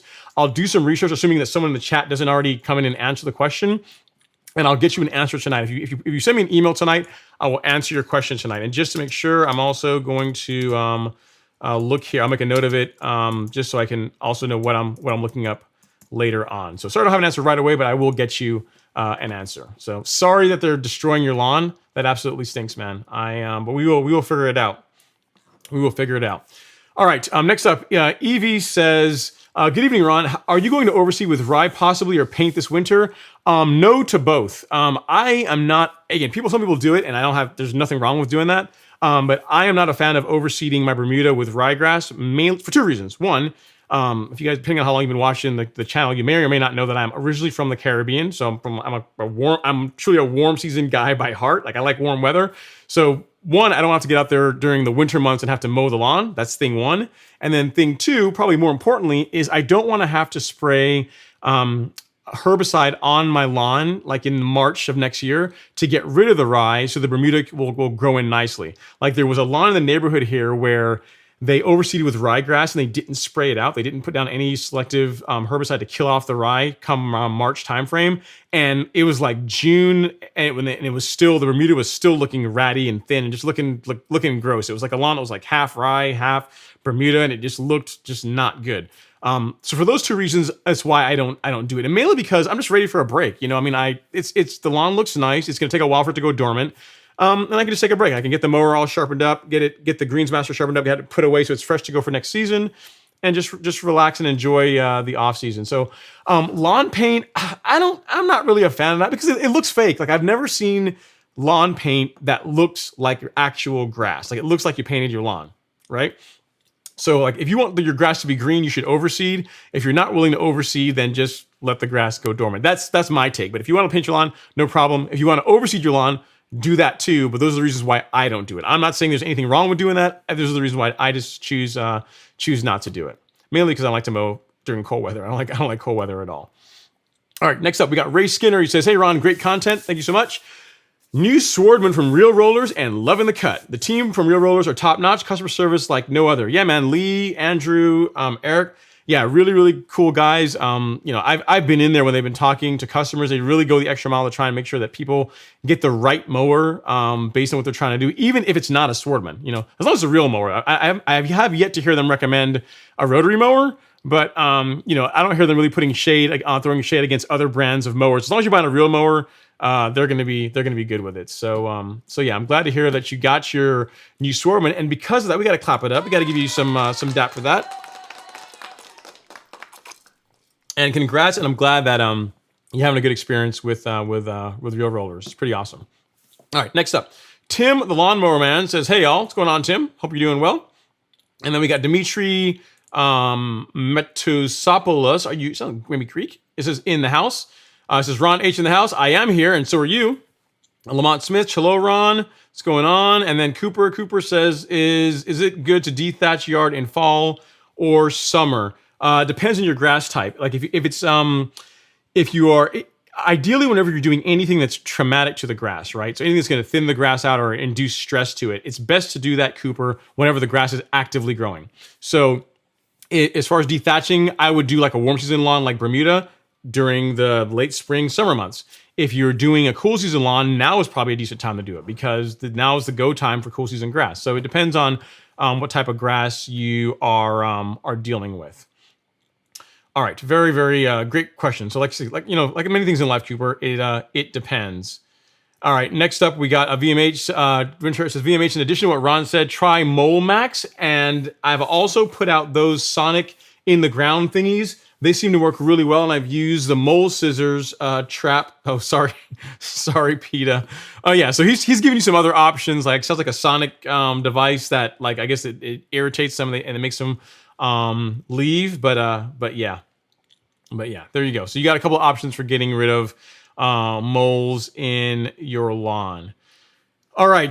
Dimitri says, Yasau. Not sure what that means. I guess it's just a saying. He says, but having my St. Augustine core aerated Friday, what should I be doing / applying pre and post aeration? Post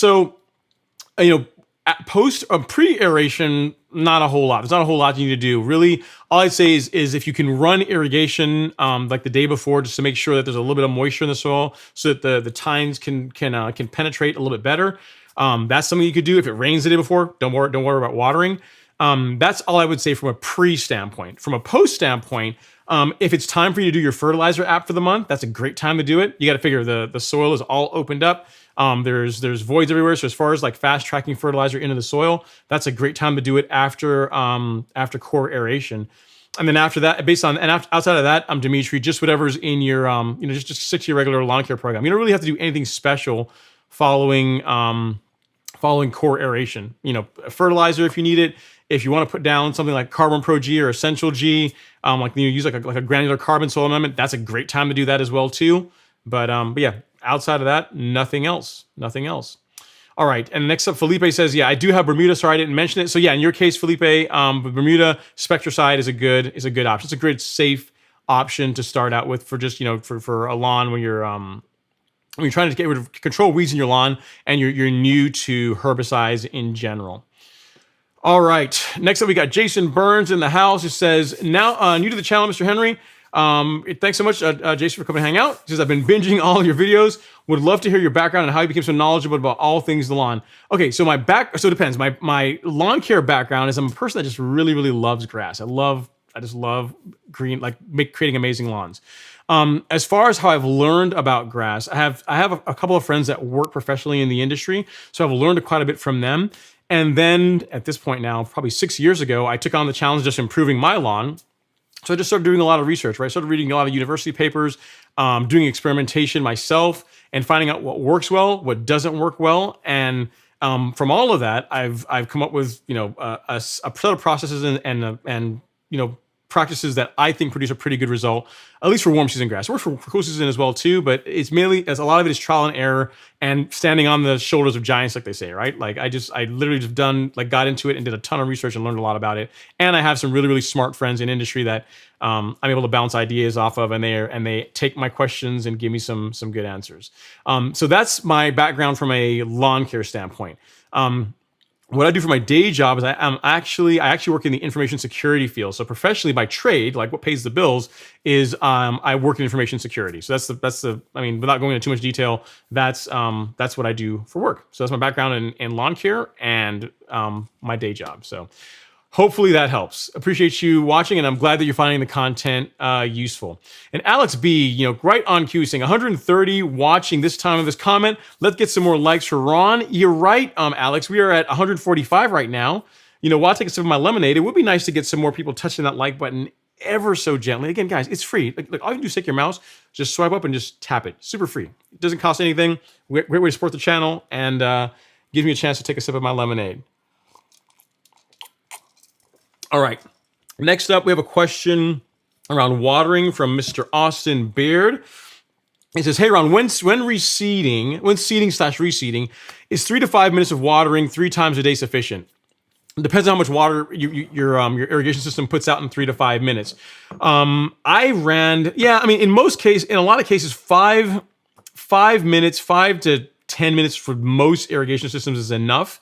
But it also depends on temperature, right? Because remember, Austin, The whole goal of watering whenever you're seeding or reseeding is just to make sure the seed is sufficiently moist so it doesn't dry out. So if you're getting rain, you don't need to water at all. If the temperatures aren't crazy hot where it's like drying out the lawn, you don't need to water as much. So 5 minutes could be good, but really I would keep an eye on the lawn and say, hey, is the soil looking dry? Is it drying out? And if it is, put water on it. If it's not, you can back it off, because you also want to avoid overwatering if at all possible, because that can create a set of problems of its own. So to answer your question, 5 minutes sounds decent. Like 3 minutes probably not quite enough, but 5 minutes sounds a few times a day will probably get it done, but you may not even need that much depending on like temperatures and other factors.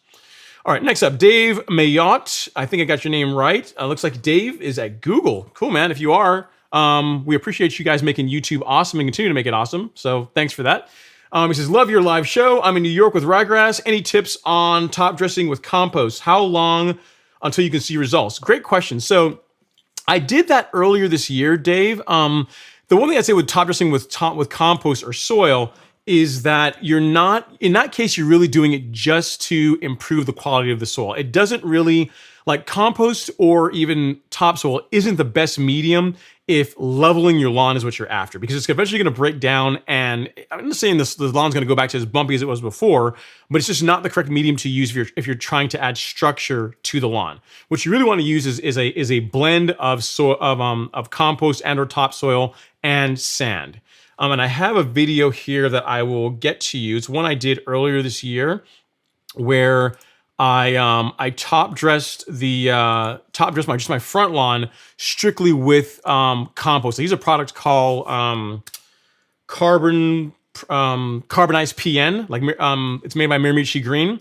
And it's half biochar, half compost, and I got really, really good results with that. Literally within a week, I was starting to see the lawn begin to green up, and honestly, the deep, vibrant green that I got from using that product was pretty incredible.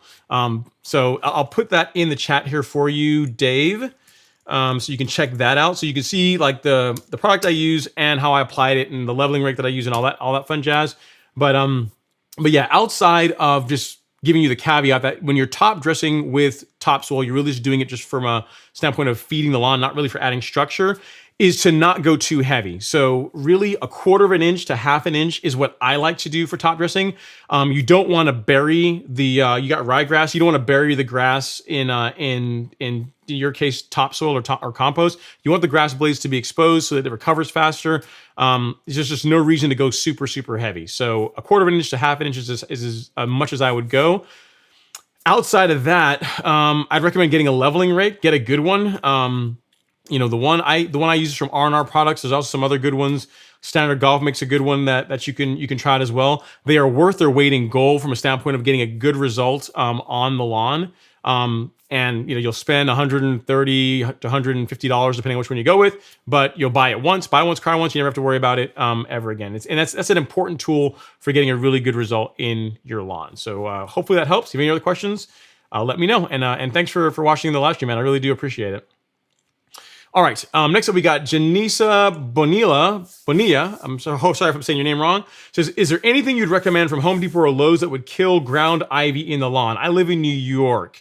Yeah, I think Spectracide will kill ground ivy, and you can get that at Lowe's or Home Depot. I'm almost positive it'll kill ground ivy. So I think I've been asked that before.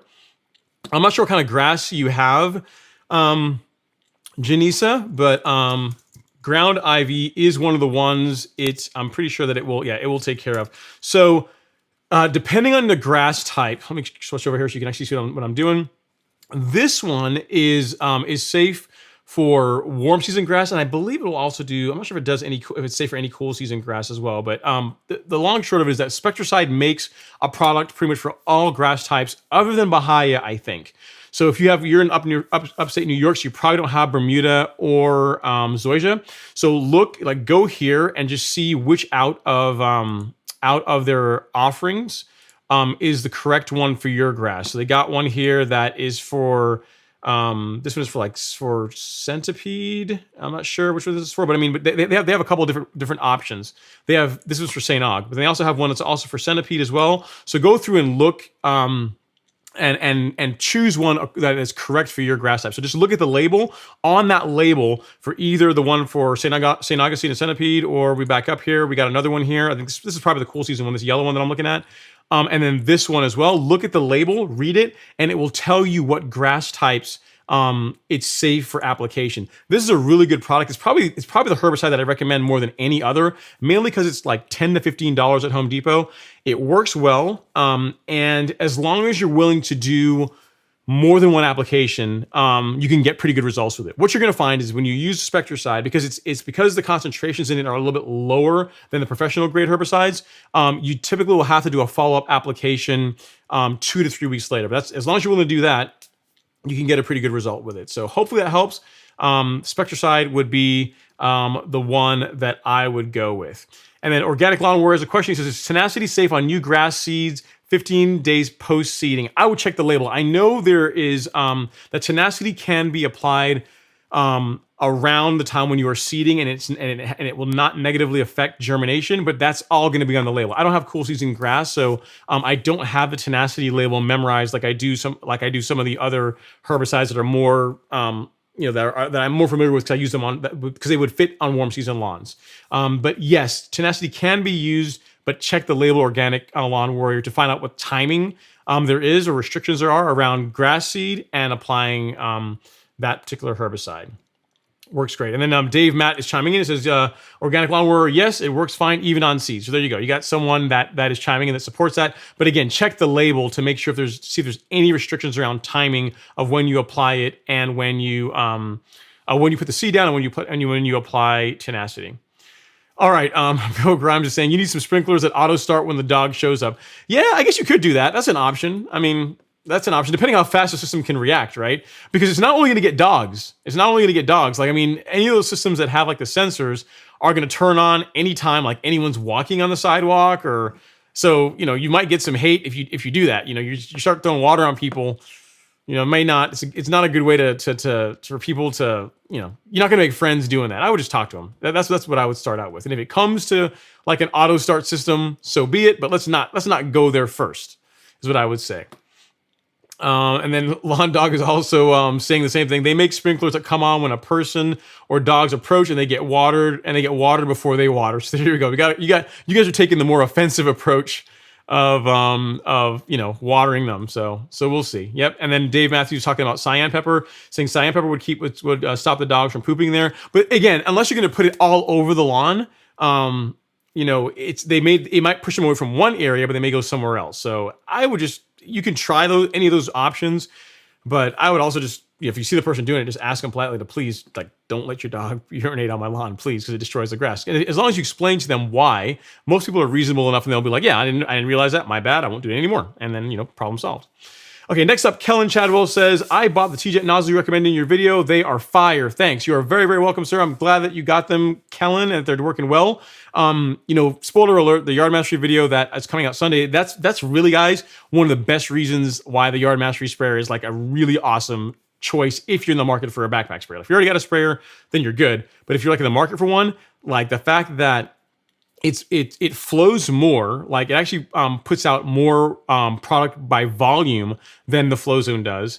And they include TJet tips. So literally you buy this thing and you're good to go. You don't have to buy a follow your application tip. You don't have to buy like a flood jet tip. You buy the sprayer, charge it, and you're good to go. So, for anyone that's looking for a backpack sprayer, that currently that's the one that I would say to go with for DIY. It's really, really good option. You can tell it was put together by people that actually work on lawns and that know what the DIY community needs. So Alan and or Brett, if you guys are watching, good job.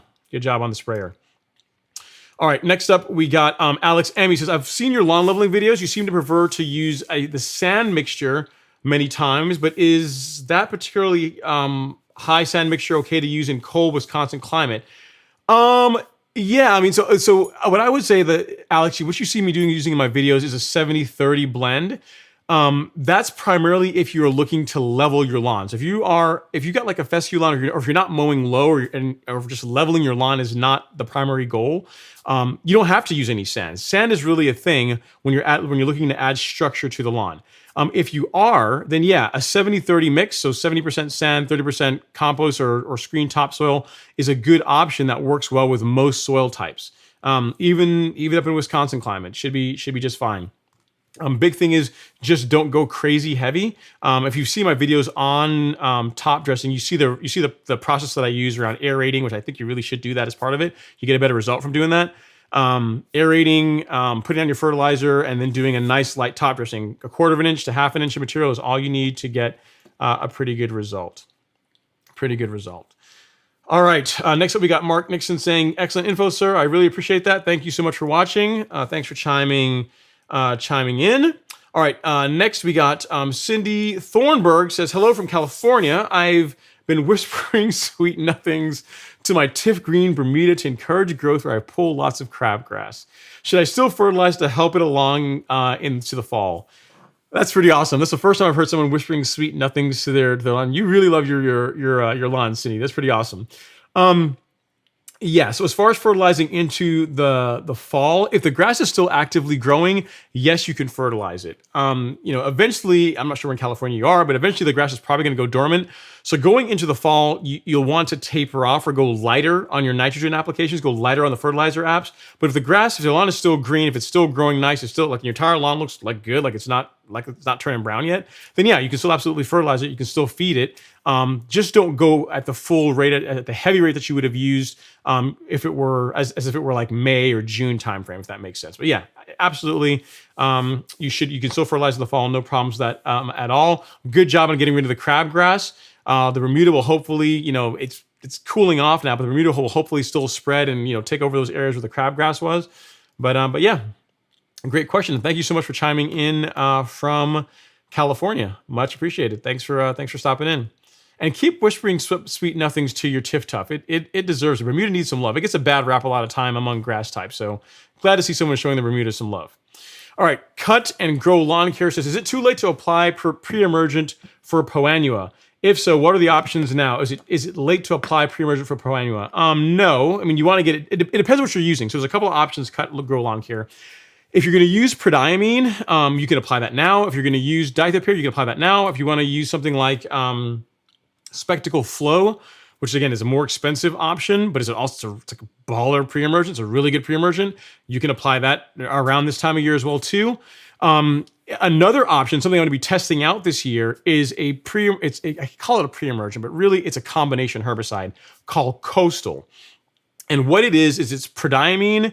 And it has, so prodiamine is a pre-emergent, but it also has imazaquin and simazine as post-emergents as well included mixed in with it. So why is that cool? That's cool because if I wait till next month to apply it, which is what I'm going to do, I'm going to apply it like the first part of October. Any POA that's already started germinating, the post-emergents are going to kill it. And then the prodiamine, assuming I do a good job of my application, is going to prevent the germination of POA going forward to where in the spring I should have a lot less issues with POA in my lawn if I did it right. So those are a couple of options. You can just go with your standard vanilla, the usual suspects: prodiamine, dithiopyr, Spectacle Flow. Prodiamine, we've got it in stock in both a water dispersible granule and in a granular on the golf course lawn store. And then Coastal, you can get that, assuming you're in a state that you can ship it to, because there's a lot of states where it's not labeled. You can't actually, they won't ship it there. Assuming you're in a state that can actually get it, Coastal, you can get that on from Do My Own. So I'll show you that here really quick. I'll put it in the chat for you. Cut and Grow Lawn Care, kind of a cool name for a lawn care company. Cut and Grow. There you go. And yeah, so just take a look at that, and you'll see what I'm talking about. And as far as Coastal, what it looks like, I'll bring it up right here on the chat real quick so you can see. And there we go. Cool. So you can see in the 2.5 gallon, which you're probably not going to use for a home lawn, but for a smaller jug, the 64 ounce, you can get it. You can see what the pre-emergent with the active ingredients are in it. You got the prodiamine, imazaquin, simazine, but there's a whole bunch of states where it's not available for sale too. So make sure you can get it in your state if you can. That's another option as well. It looks like Do My Own's running a sale on it. So if you're looking to get some pre-emergent, you can save 10%. So there's also that as well too. So hopefully that helps. Thanks for the question. Great question. It's a time of year for that. Okay, next year, Data K says soil pH. Last year, my soil pH was 5.55. I applied fast-acting lime at the recommended rate to hit a pH of 6.5 and above. Well, that's good. It seems like it actually worked. But unfortunately, I was, what you're saying, but I was able, I guess you're trying to say, I was able to get it around pH around 6.0, just quarts. Okay, so I'm not sure exactly the question, but just realize, Data K, that pH takes a while to move, right? The fact that you got a measuring at 6.5, that's a Goldilocks zone. But in your case, you're probably going to regularly have to do lime applications in the fall. It's probably going to be part of your program where you put down some lime to help keep your soil pH in that 6.0 zone, the Goldilocks zone. So I'm not sure if that was your question, but yeah, hopefully that helps. Great question. All right, next up we got Mr. Thin Cut in the house. And Thin Cut, I did get the thing you sent to me, sir. Thank you so much. I really appreciate it. I actually have it right here on my desk, so thanks for that. Appreciate you. It says, does anyone or has anyone used a calendar to write down when to do any applications? Any advice would be awesome. I do have a calendar, but it's in the course, Thin Cut, in the Golf Course Lawn Academy. I have another calendar that's free. Well, it's kind of a calendar. It's free. That's on the Golf Course Lawn store. So if we go there, I can show you what I'm talking about. It's sort of a calendar. It kind of gives you a rough idea of what to apply and when. So if you go to golfcourselawn.store and then click on blog and then scroll to the bottom. This is like a post I did like way back when, like 2018. I wrote this on step-by-step how to get a golf course lawn. I've amended it over the years and just added more stuff to it. But at the bottom for beginning of this season, I did a month-by-month breakdown of like what I apply to the lawn and the order I do them in. I don't list rates here, but or I don't list the rates for everything here, but you can follow this. So from March all the way through October is what I've got covered here. So take a look at that. That's an option. It's not something you can write on, but if you're handy, you can print that out and make up a calendar really quick, and then use that as a means to like track your applications if that helps. So, and that's free. You don't have to join the academy to get that one. So the one in the academy is better, but that's a pretty good one if you want a free one. So there's something else to consider. All right, next up we got East Tennessee Lawn Care in the house. I am new here. Hello everyone. What's going on? East Tennessee Lawn Care. Thanks for watching, chiming in. Appreciate you. And then Manuel Alvarez is very true. Not sure, but then again, kind of going to that calendar. Dave, Mr. Google, is saying he made a separate Google calendar for lawn stuff. I try to plan out when to do it, but it was more useful to keep track of when you did stuff. Weather and such gets in the way. So that's a good option too. It's a good point, Dave. Thanks for sharing that. Oh, and another good option here, Cut and Grow Lawn Care is a really good point. Yeah, the Yard Mastery app. Yeah, so there's the nice folks at Yard Mastery. Alan and them make an application that allow you to, one, it'll tell you when you need to do stuff, but also I think there's also a notes section in it where you can make notes that to kind of like what you're after, Thin Cut. So there's a couple options. You create a Google Calendar. You can use the Yard Mastery app. So it just depends on which way works best for you. All right, next up we got Alex B, which I'm pretty sure Alex has cool season grass. He says, my top dress I just did was majority topsoil. So not so fun. I did it all myself, manual, 11,000 square feet. My mixture was 70% topsoil and the 30% was sand, compost, and peat moss. So you see, Alex did it the other way around. So in his case, maybe he wasn't looking like, getting everything level and having maintain that leveling wasn't the primary goal. So he did more of a feeding the soil route by going with topsoil and then doing some sand, compost, peat moss, a bit of everything. So pretty cool stuff. Thanks for sharing, Alex. Much appreciated. We got the man, the myth, the legend, Mr. Lawn Whisperer, Mr. Justin in the house. What's going on, sir, man? Hopefully everything's going well. Hopefully the little one's doing okay. And I'm sure your lawn is looking absolutely amazing. This is the time of year when it's go time for you guys. So thanks for coming to hang out for a little bit, sir. Really do appreciate it. Next up, we got Vashon Brooks saying, what's up, Ron? Thanks for what you do for all the lawn lovers. I truly do appreciate that, sir. Thanks so much for coming to hang out. And then Charles Pleiss has a question. He says, Zoysia in Florida, dealing with orange mushrooms in the front. Any suggestions? I don't know what's causing the orange mushrooms. I mean, depending on how much we're talking about here, Charles. Like I occasionally will get mushrooms in my lawn, like small ones, and they'll be there for a few hours. Once they get some heat, they wilt and fall off. I don't really do anything for them. There are some fungicides you can use that could be effective against mushrooms to target them, but I kind of, unless it's like a mass outbreak and it's really driving you crazy, it's not necessarily something that I would go out and put a product down to try and kill them. But it's kind of your call. I deal with that on my lawn. Again, I don't know how much, how bad it is in your case, but in my lawn it's very light and I don't do anything to them. I just mow. Most cases they're already wilted by the time the sun comes out. And if not, I just mow over them. So it's not, not that big of a deal. But I'm pretty sure there are fungicides that you can use. There are products you can use to target them, but I need to know exactly which one it is to make sure you get the right product. So hopefully that helps. Okay, next up, Lawn Whisperer and Ned G going back and forth. Glad to see you guys are making a connection, kind of hanging out in the show. That's always fun.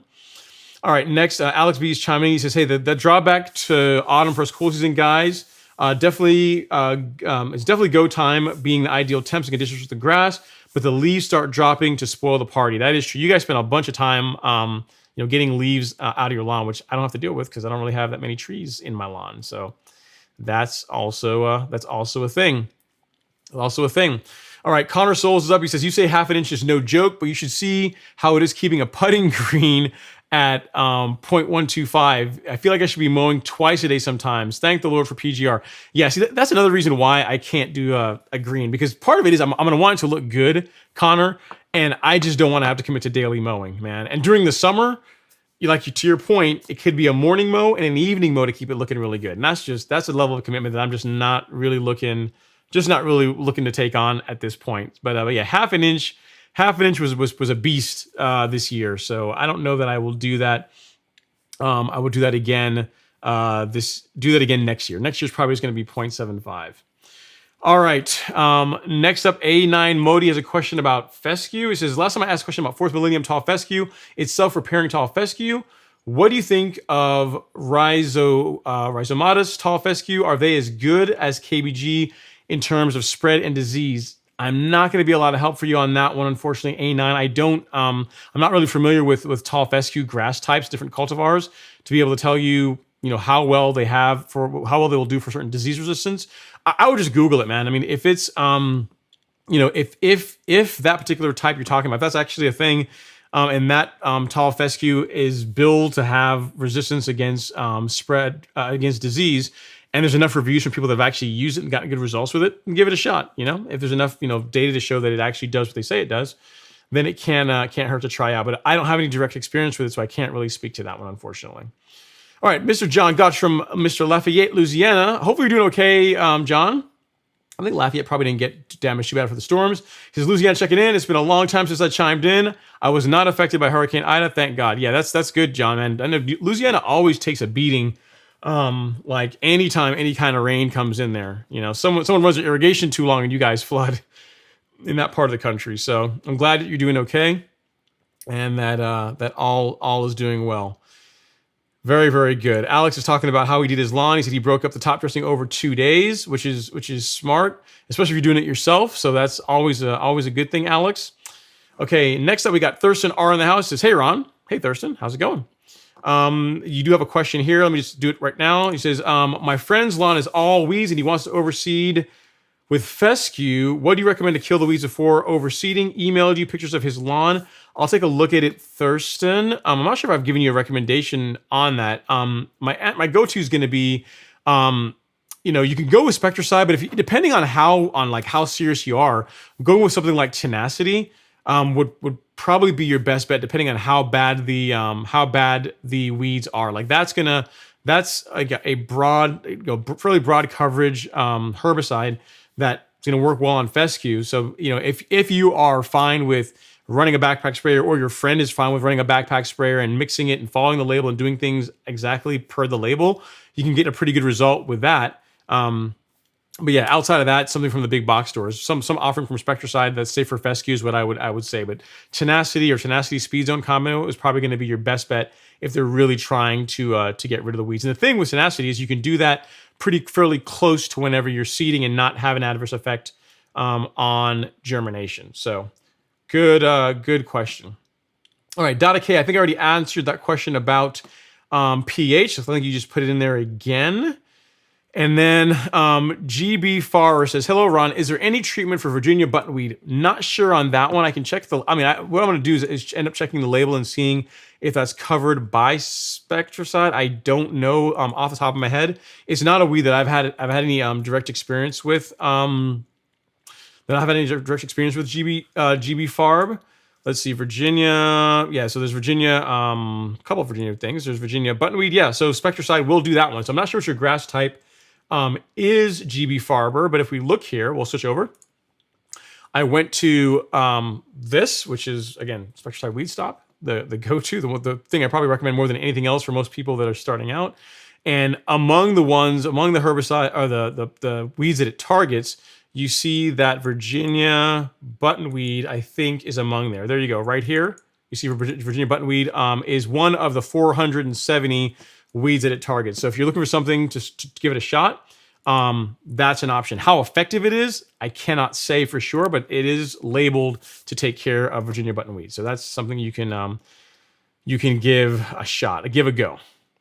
Hopefully that helps. Great question.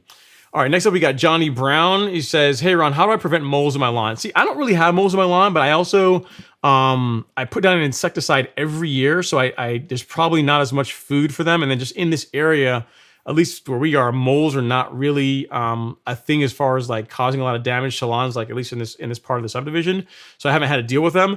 So my thing is going to be just preventative, man. Like keep the food source away. So make sure you get down a good insecticide, something like a Celiprin in the spring to prevent grubs and a lot of things that the moles eat. And that is going to do a lot to help them just move on somewhere else, because they're going to come to your lawn. They're going to be like, what's going on with this lawn? There's no food here. They'll just go elsewhere for food. Outside of that, I don't have anything else I can really recommend for you. I think prevention is really the best way to go when it comes for moles. All right, Dada K has a question. He says, hey, Ron, what fungicide do you suggest for cool season lawns? The same fungicide that I suggest for warm season lawns, which is Headway G. It's got propiconazole and azoxystrobin in it.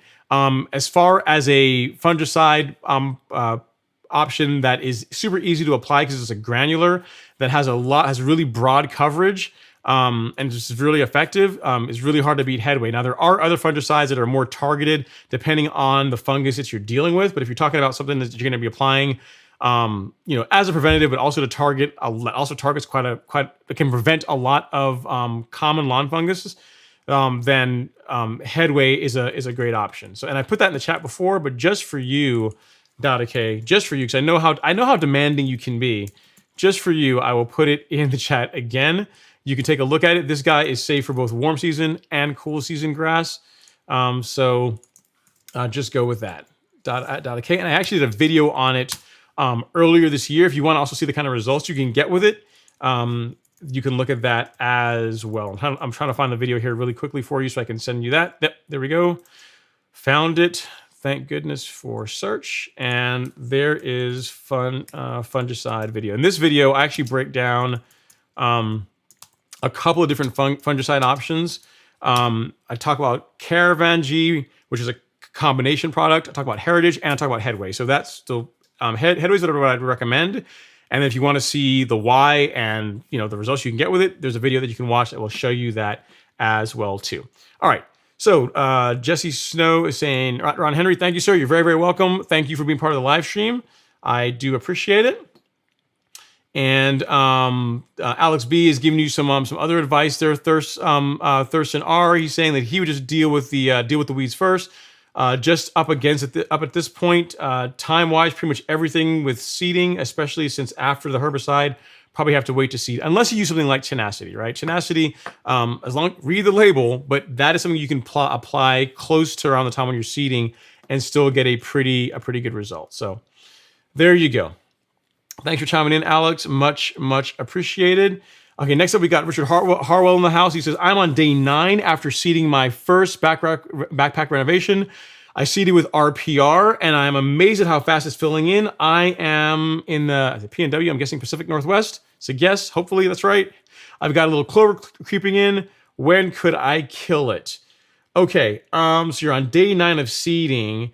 Check the tenacity label, Richard. Again, that's gonna be the one that I'm gonna recommend for cool season. Check the tenacity and speed zone label, and see what the restrictions are around new grass, around seeding, and when it, as far as it damaging new grass that you are putting in. That would be my recommendation. Just read the label, see what it says, and just go accordingly. Realize that if it's me, I gave up, or I was willing to deal with more weeds in my lawn this year because of the overseeding project that I did earlier this year. I didn't put down any pre-emergent, and because of that, I dealt with more weeds. There's more weeds in my lawn this year than there's ever been in the last probably 3 or 4 years. But that's a conscious choice, a conscious decision that I made. Given that you're putting all this time and effort into a lawn renovation, yes, you want to take care of the weeds, you want to target them, but I don't. Also, at the same time, don't do anything that's going to jeopardize your seeding project. Right? You're putting a lot of time into that. Let's make sure we give it the best possible result for the new grass that you're putting in to do well. Great question. All right, Chip's in the house. He says, "Good evening, Ron. Hope all is well. I am doing well, sir. Can't complain. It's a good evening. Cannot complain. I got to mow the lawn today. I had to get out there and do it in the rain, but I got it done. All right. Bill Grimes is saying, "Hey, Ron, I'm new to the grass game. I sprayed tenacity at rate last week. Junk is turning white. How long do I need to wait to reseed? Check the label, man. Read the label. I am gonna have to I'm gonna have to read the tenacity label and start memorizing it, because I see a lot of the people that are coming into the channel, into the live stream this time of year are like cool season guys, and you guys are gonna get tired of me always saying read the label, even though really the answer really is read the label. Just check the label and see on what it says. But it sounds like you did it right. I mean, it sounds like you did it right. If stuff is turning white, which is what happens whenever you spray tenacity at rate. Just check to see what the restrictions are around how much time you need to give it before you put seed down. I don't believe it's too long when it comes to tenacity. Good stuff. That's pretty awesome. I'm glad to hear that you're getting good results with it, Bill.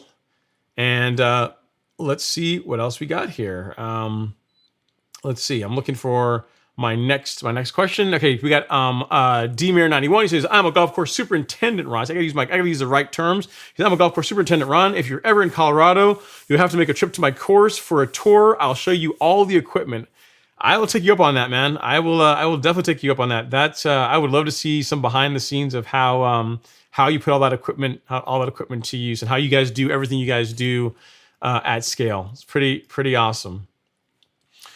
All right. Next up, Keep It Moving is up. He has a question about fertilizer. He says, "Hey, Ron, what's your thoughts on the higher bricks lawn fertilizer? And is Scott's Water Smart coating grass seed okay for overseeding?" Don't know the higher bricks lawn fertilizer, so I can't really comment on it. And is the Scott's Water Smart coating for grass seeding okay for overseeding? I mean, even if the coating's okay, the census, or what I normally hear from a lot of people, not all people, but from most people, is they get mixed results when they use Scott seed on their grass. Now, here's the thing. I'm not going to say that the seed is bad or there's anything wrong with it.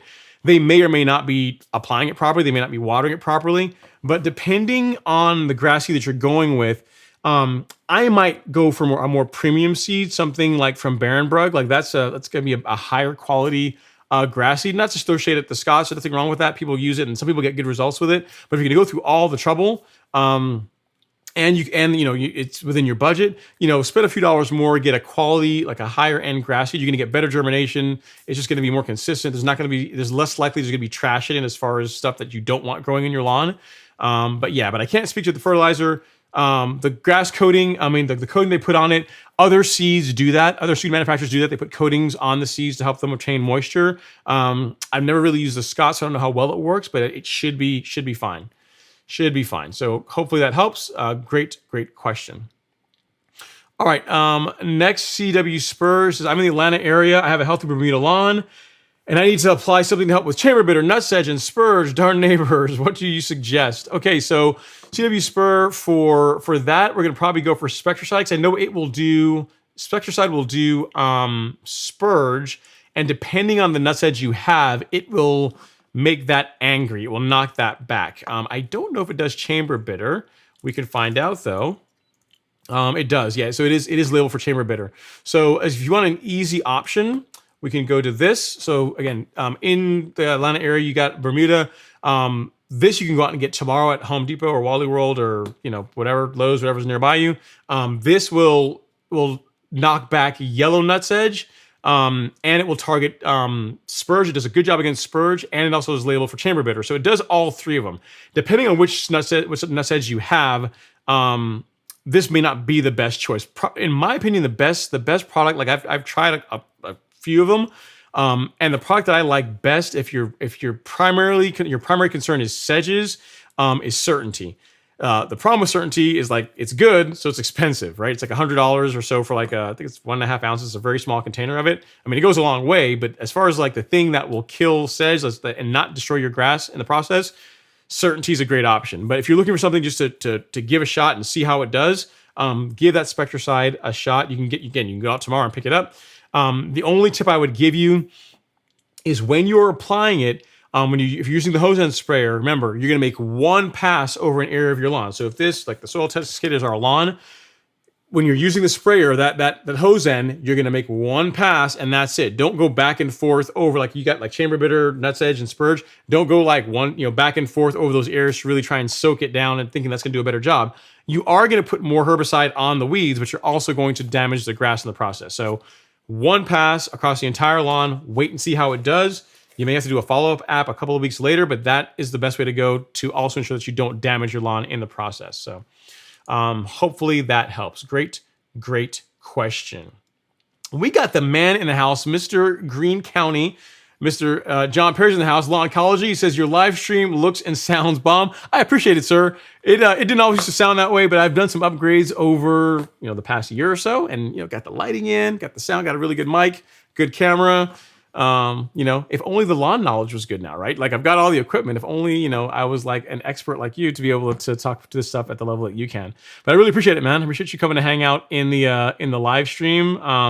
A lot of people like a lot of your projects. The one thing about lawn ecology, I know that Green County, a lot of people, there's a mixed bag as far as people giving you a hard time. But as far as anyone that has really put themselves out there and put a lot of support into DIY, right? That really put a lot of love and support into the DIY community and is made products that has helped a lot of people create better lawns. Hats off to you. And you consistently do it. So I appreciate you taking some time out of your oh so busy day to come hang out in the live stream. And if you want to know what the setup is, just let me know, man. I think you have, just hit me up on Facebook or something, or in that other group, and I will I'll let you know exactly what I am using. It's a nice setup, but good, cheap, choose one. So I just went for the buy once, cry once approach. But I'm glad you're here. I really do appreciate you coming to hang out. All right, Stan G says, enjoying the live stream, everyone. Thanks so much, Stan, for coming to hang out. I really do appreciate you.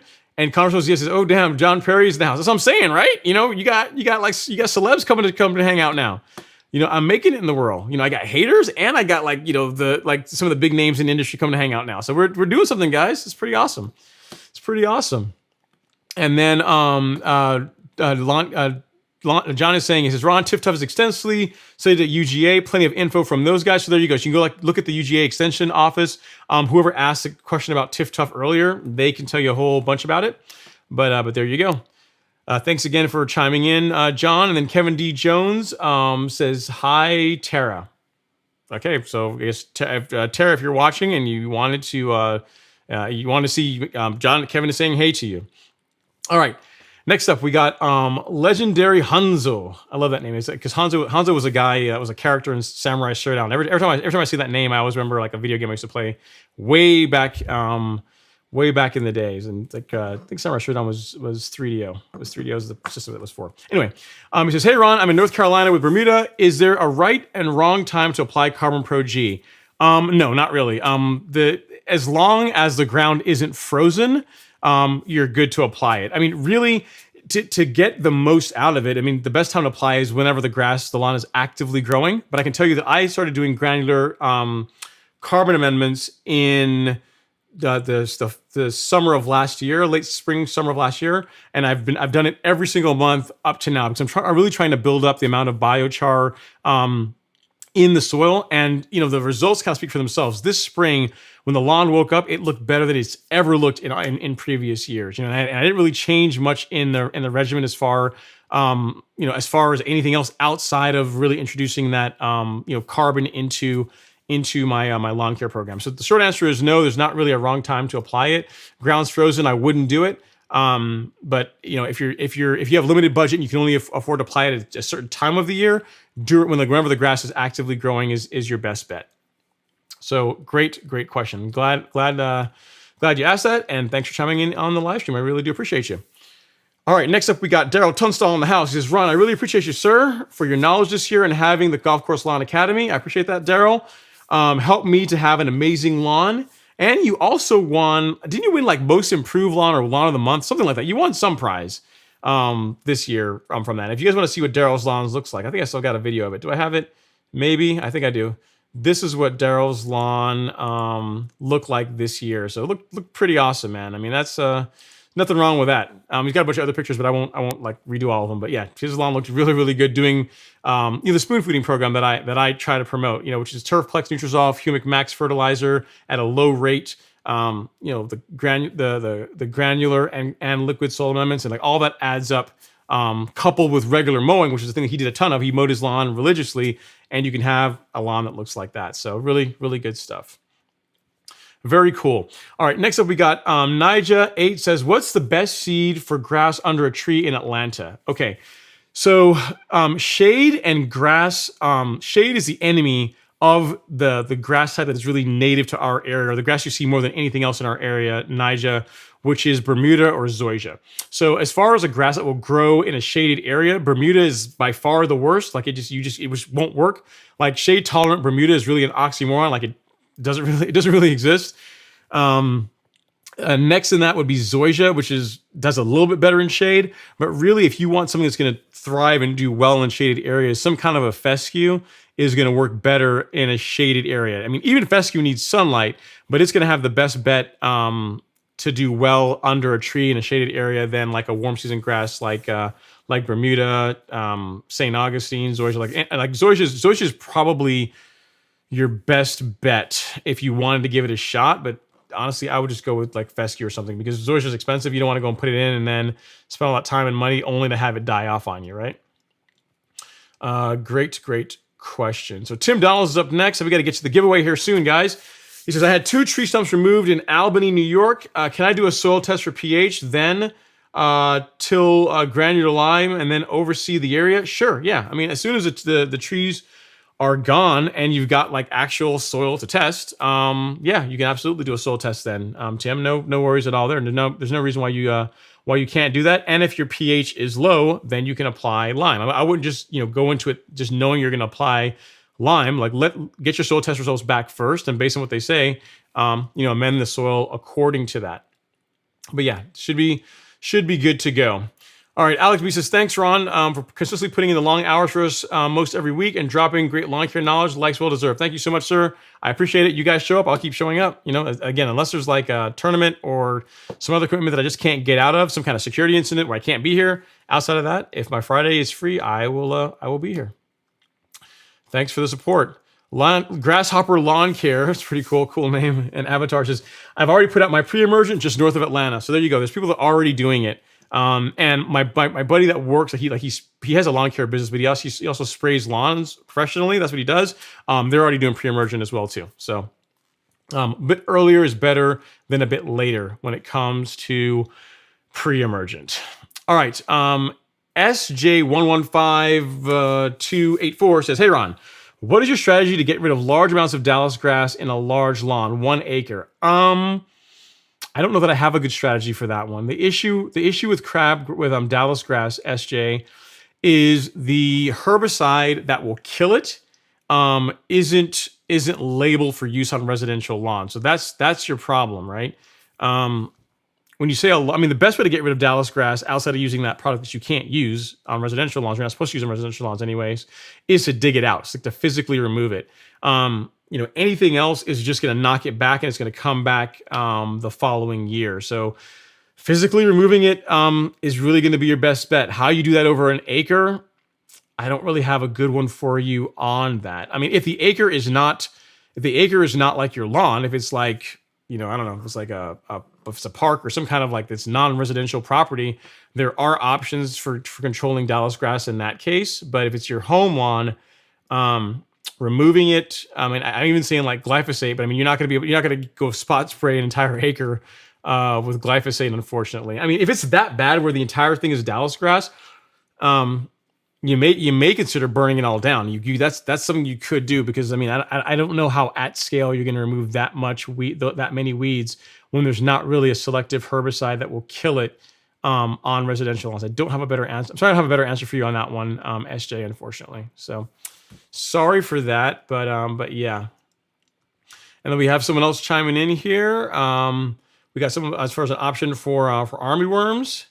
And then next up, grasshopper lawn care says we'll put down more around the 1st of December. Yeah, that's what I'm going to be doing grasshopper lawn care, GA. So the coastal, I'm going to be putting it down the first app in like next month, October, and then in the early like January, like super early spring, late winter is when I'm going to be doing another application of it at a lower rate, and that should carry me. That should do me as far as keeping POA out of my lawn. That's the goal anyway. We shall see how it works. Fingers crossed, pray for me. We'll see how that works. All right, next up we got Greg S. has a question about the True Cut. He says, hey Ron, got a 20-inch True Cut in the spring and love it. There's one Zerk fitting that I need to grease on the reel, but it's nearly impossible to reach due to little space. Any experience with this? Yeah, I know the one you're talking about. And I just kind of let Keystone deal with that one. I don't. You can get a Zerk fitting on it. You can, but it's a pain to do it. So I just don't really do. I don't really do that one. Whenever I take the mower in for servicing, I just say, guys, make sure you guys get all the grease points, and they make sure that it's taken care of. Also, too, my True Cut doesn't get nearly as much miles these days as the Greensmaster does, so it doesn't really need lubrication as much as it did in years past. But I know exactly the one you're talking about. You can get a fitting on it. You can do it. It just takes a little bit more time. So just something that you got, something else for you to consider there, Greg S. All right. And then Michael Chafin is chiming in. He says, Ace of Fate is a good mole cricket that could control that kills on contact. So there's an option for something that will take care of mole cricket. Something else you can also look at as well, too. Appreciate you chiming in there, Michael. Thanks for taking some time to hang out in the live stream with us. Next up, we got any suggestion on lawn sprinklers? Are we talking about in-ground? I can only go with what I have. My lawn is primarily Hunter. I have mainly Hunter sprinkler heads. And I think I have like one Rainbird sprinkler head in there. Like I had to get something repaired one time, and the guy that did Alex's lawn, to his irrigation system, he was just driving by and I said, hey man, I got a broken sprinkler head. Can you help me out? He's like, well, I do have one, but I got like a Rainbird. So I was like, whatever, beggars can't be choosy. So he put one in. So I've got like one Rainbird and the rest of them are Hunter. And they work pretty well. I think they're both good. I mean, some people love Rainbirds, people love Hunter. I think as long as you get them installed properly and you don't hit them with like an aerator, they should work fairly well. Keep dirt and sand out of them. Either of those will work well. For above ground, I don't have a lot of experience with that. I did see that new kit that Hunter is putting together, the one that Princess Cut Lawn Care was talking about, that has like the little stakes you put in, that has like the timer and Bluetooth system. That's all like this really elaborate above ground setup. That looks like that works well. I've been talking to George. He said he seems to like it. So that's an option. Again, Hunter makes that too, I believe. So yeah, I mean, when it comes to irrigation sprinklers, really there's two main names in the game. There's Hunter and there's Rainbird, and then there's a bunch of others. But those are the two main ones, at least around here, that are good to go with. So hopefully that helps. See you, Webster. Hopefully that helps.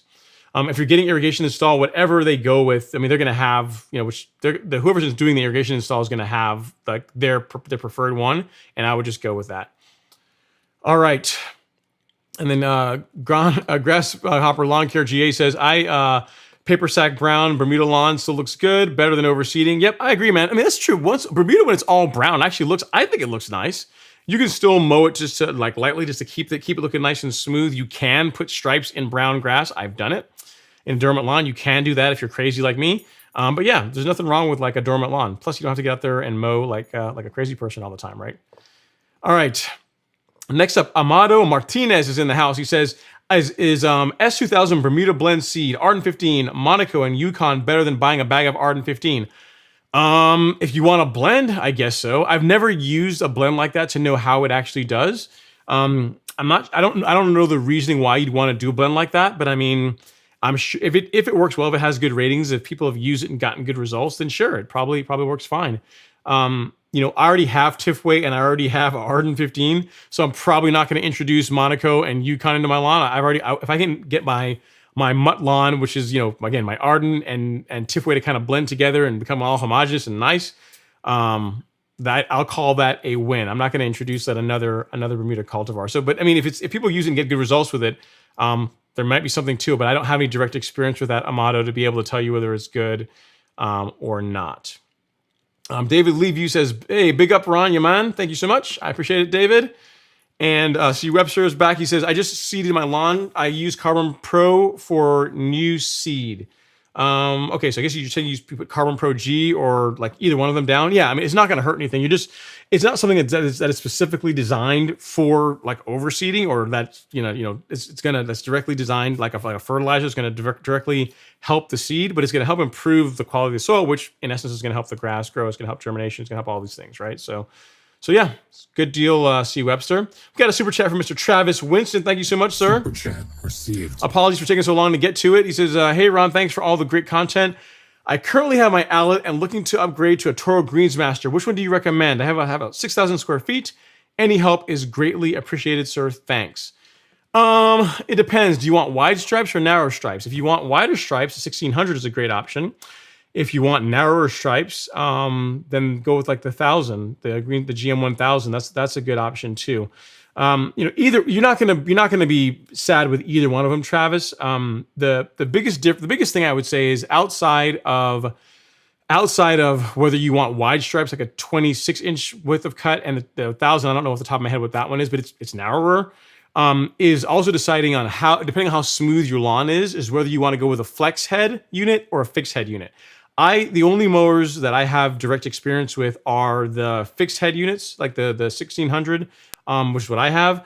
If you have a bumpier lawn, then a flex head might be worth considering. I know Brett Grasscapades ended up going with a flex unit because that worked better on his lawn. So that's the only consideration I make. Either one of them is going to work well. The 1000 is probably a better fit given you have a 6,000 square foot lawn. Okay, Walter's asking a question. He says, where did you rent your broadcast spreader for top dressing? I got it from Keystone Equipment Rental in Duluth, Georgia. They're off of 120. So if you know where that is. So 120 in Peachtree Industrial, turn right, and they're going to be like, I don't know, 0.2 of a mile on your right. So if you go there, just tell Dan Ron sent you, and he may or may not rent you one based on that. You never know. You may get a good deal, may get a bad deal. But at any rate, that's where you can get it. Keystone Rental in Duluth, Georgia. So hopefully that helps. All right. Next up, we got Mark Houston in the house. He says, hey, Ron, great content. I have Zoysia and unfortunately no irrigation. I have noticed that some areas are greener and some with a yellow-green look. I said may have a pH of 5.4. I have applied 50 pounds of lime per 1,000 square feet.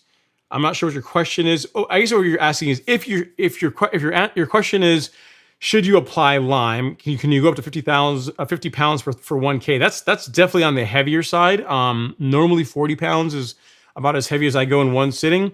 If you don't have irrigation and you want to do it, like I would time it to when there's going to be a good rain shower in the forecast. That's my recommendation would be. I mean, 5.4 is low. I mean, it's not crazy low. It's definitely on the low side. You want to work to bring that up, but without irrigation, just wait till there's definitely rain in the forecast and put the lime down like the day before and let the rain do the job of watering it in. That should help things. Great question. All right, Don Flash says you've been very helpful. I appreciate that, Don. Thanks for watching. He says, I don't see the like button. The like button, okay, where is the like button? So the like button is if you look at me, like my face on the screen, it's going to be right here. No, it's going to be right here, I think. I'm reversed, but it's on the right side. It's below me on the right side, right? So if you look at me, go to the right side of the video with me, and below that you're going to see a thumbs up and a thumbs down. Hopefully, we're going to get a bunch of thumbs up tonight. Let's keep that going, and and make sure, Don, when you touch the like button, do it ever so gently. Don't smash the like button. Just give it a nice light touch. I appreciate that, sir. You're very, very welcome, VMH. Thanks for chiming in, hanging out there. Cameron says, I'm battling moss in my lawn. I have cool season grass with mature trees. Any advice? So moss, at least on my line and the lawns around here where I see it, it tends to be, it's a shade. Shade will definitely help or will promote conditions where moss will do well, right? Because moss doesn't like direct sunlight. It also likes more acidic soil. So when the pH tends to be on the lower side, that's when moss can also be a thing. And also, if the area you're talking about, Cameron, doesn't drain well, that also can cause moss to be a thing. So there are products you can use. There's like Moss X. I think it's a product that Scott's makes.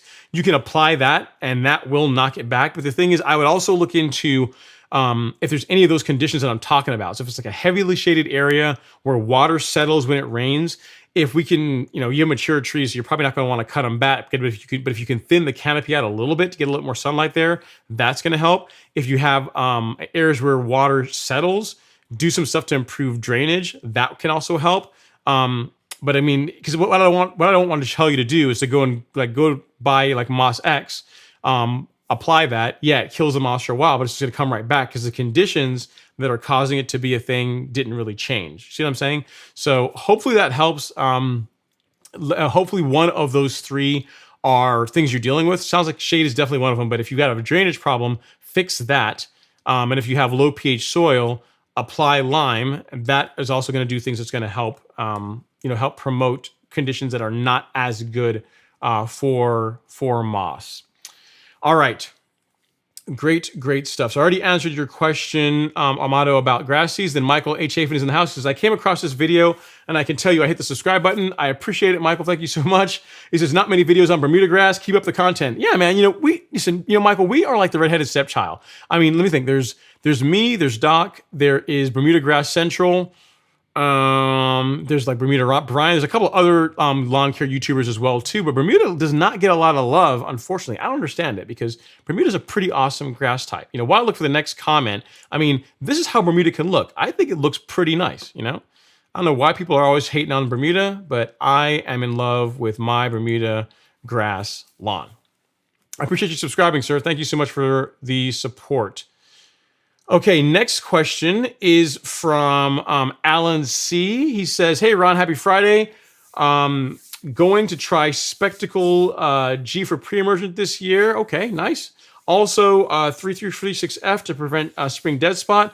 Thoughts on height of cut going into the winter? Higher, lower, and why? Okay, great question. So for me, last year, I went into the fall or into winter at a height of cut of 0.75.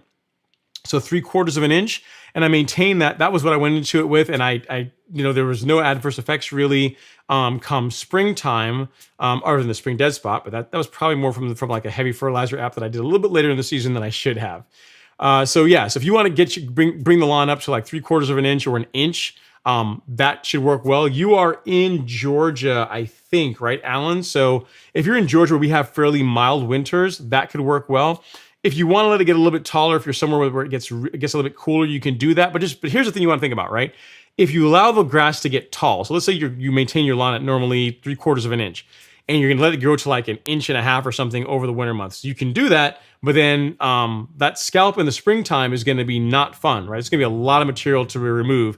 And again, I did 3/4 of an inch all of last year into the winter, all throughout winter, and my lawn came back in just fine. Alex did the exact same thing. Alex was probably closer to 1 inch, and no problems at all when spring rolled around. So those are my thoughts on it.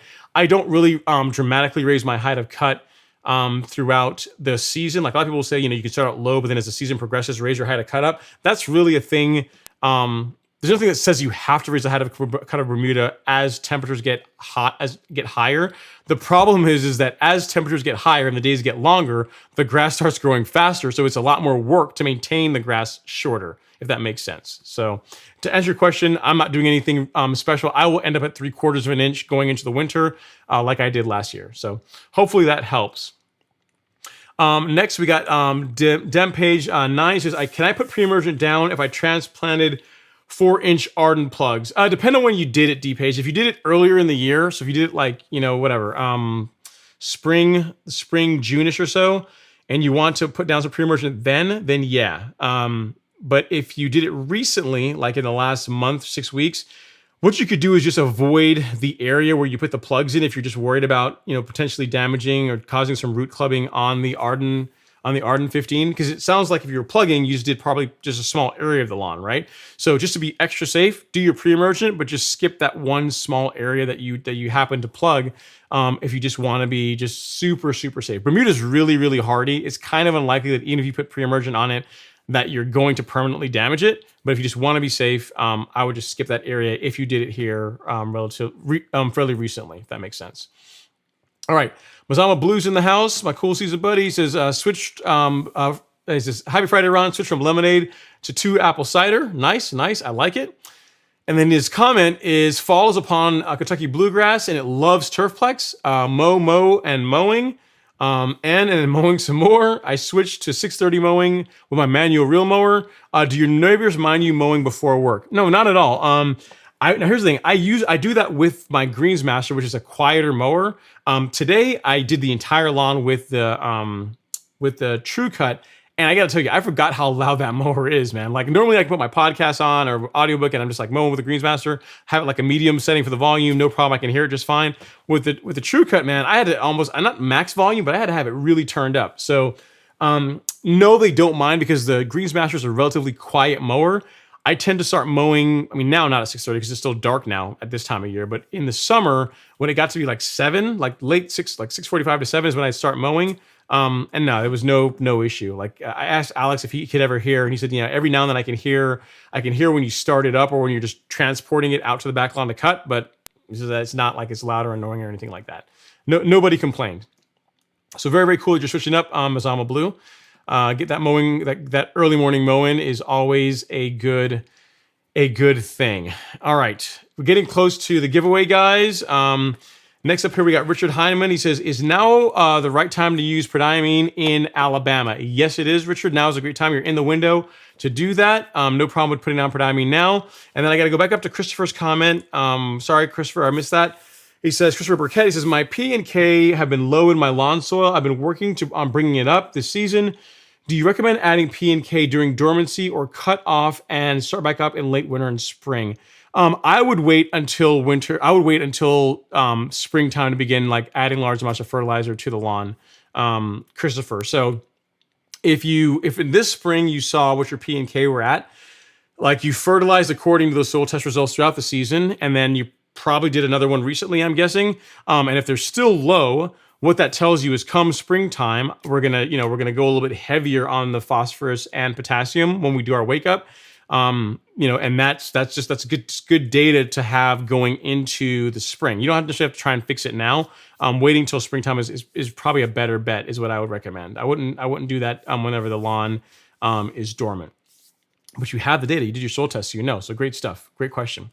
All right, next up, Michael A. Chafin says 70-30 is what I use to top dress my teas with. Awesome. See, there you go. So you got like a lawn care professional, lawn care pro, someone that works on a course is saying the 70-30 mix, there's some validity to that. So I appreciate that, Michael. Thanks for letting us know. I guess that works well. It's probably a good blend between like feeding the soil and also just, again, the tee boxes get a lot of beating. So adding that structure. So that's cool. Thanks for chiming in, man. I really do appreciate that. Okay, Mark Houston is saying, hey, Ron, I'm getting some prodiamine 65 coming from you. I haven't applied any this year. Should I go with a max rate app? If so, can I do a split in February? Yeah, so what I would do is if you're going to go max rate, let's do a split app.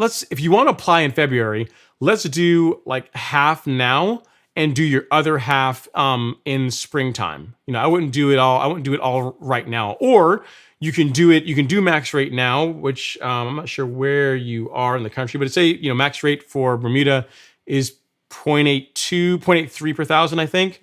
If you do that, just switch to something else in the spring. So go with like dithiopyr or something else, a different type of pre-emergent come springtime if you want to switch it up. So either way can work. On Alex's lawn, we just did a single app, a single spring app in like the last week of January, early February, and that worked great throughout the season. It's only now he's starting to get a little bit of spurge here and there in some areas, like near the fence, like where the fence is.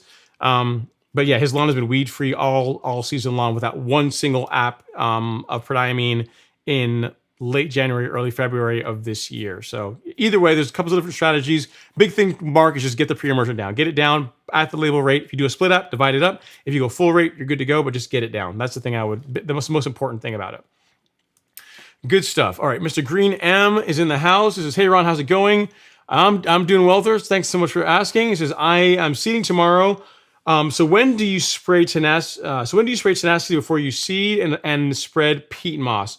Or is it before all of that? I'm confused. All the videos I've watched are different. Here's the thing, Green M. I have warm season grass. So I'm not someone that sprays tenacity to know.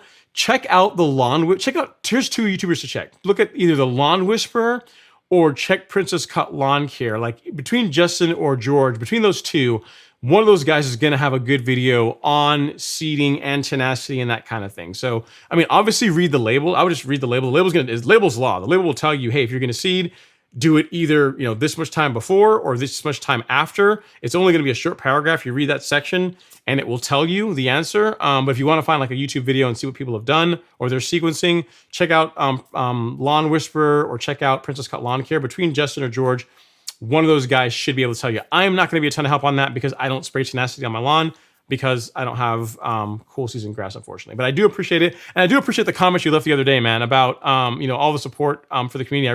That really meant a lot. I really, really do appreciate that. So thanks so much for that. I do read all the comments, even though I don't necessarily, I try to get to all of them, but I do read every single one. So thanks so much for that. I really do appreciate you. All right, next up is Grace Ortiz. She's in the house. She says, I'm late, but I'm here. Hey, Ron, what's going on, Grace? Thanks for coming to hang out. You came in just in time for the giveaway, right? There we go. And then again, this is another one. Michael is chiming in on another pre-emergent option. He says Stonewall is a good pre-emergent to apply around this time for Poanua. So that's another option as well. When it comes to pre-emergents, man, there's so many, there's tons of them. There's tons from, and with the different types, there's tons of different price ranges too. So there you go. There's another option. Stonewall is one that you can go with as well. All right, just in time says, hey, Ron, do you have any product suggestions for keeping moles away from your lawn? I use GrubX Triazicide, but I still have a few moles mucking about. So those are options. There's also that the mole bait, the mole poison that I linked earlier in the live stream. It's called Talparid, I think is what it's called. I put it in the chat. If you've not found that, scroll up and you should be able to find it, but I might be able to dig it up here really quickly for you, maybe, or just go to do my own and look for Talparid. Let me see if I can get here and I can just show you what I'm talking about here. Let's see. I'm gonna do my own and Talparid mole poison and boom, there we go. Yep, that's it. So this product, I've had a couple of viewers that have had to deal with moles in their lawn and they've had really good results with this. So I'm gonna do my own. And get this. It's like a little bunch of worms that look like grubs. So yeah, this is a good option in addition to eliminating grubs in your lawn to actually, go after the moles in a more permanent way. So give that a go. I've had a few viewers that have tried that product. They've had good results with it. All right, next up we got Steve Pepin saying, hey, sorry I'm late. You're here, so no worries about that. And then Stink Money says, I've been using Spectracide weed stop spring and summer with good results. Do I keep using it throughout the fall and winter? Not really. So here's the thing. Here's the idea, Think Money. If you're referring to the orange bottle, that's really a post-emergent herbicide. And really, you want to use that to obviously to control the existing weeds. But the best way to keep weeds out of your lawn is with pre-emergent. And what pre-emergent is a special type of herbicide that, by kind of like how the name says, it takes care of the weeds or prevents the weeds from growing up prior to them emerging. Pre-emergent, that's why it's called that.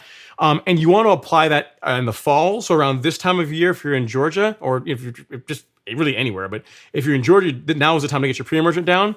And then in the springtime to take care of summer weeds. So you want to do a fall application and a spring application. If you do that and you also keep up with your mowing, that's going to do a ton for keeping weeds out of your lawn. Then you won't have to be spraying Spectracide all the time on your lawn. Does that make sense?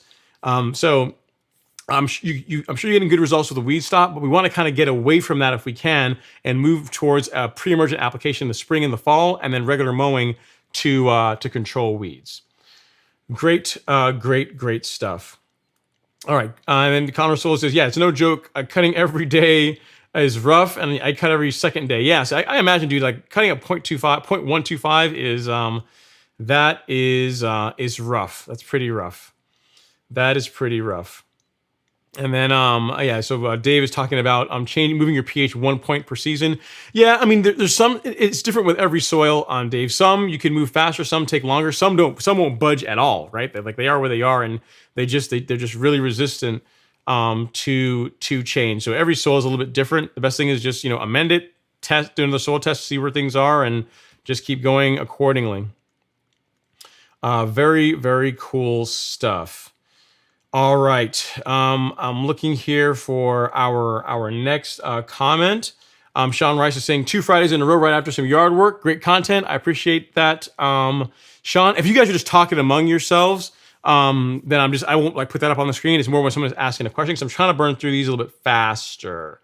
Yep. And then Clayton is chiming in. He says, from my experience, Virginia buttonweed is tough. Spectracide only stops it temporarily. I've only had lasting success with digging it out. So there you go. Someone that was actually dealing with it, and that was their solution to physically get rid of it.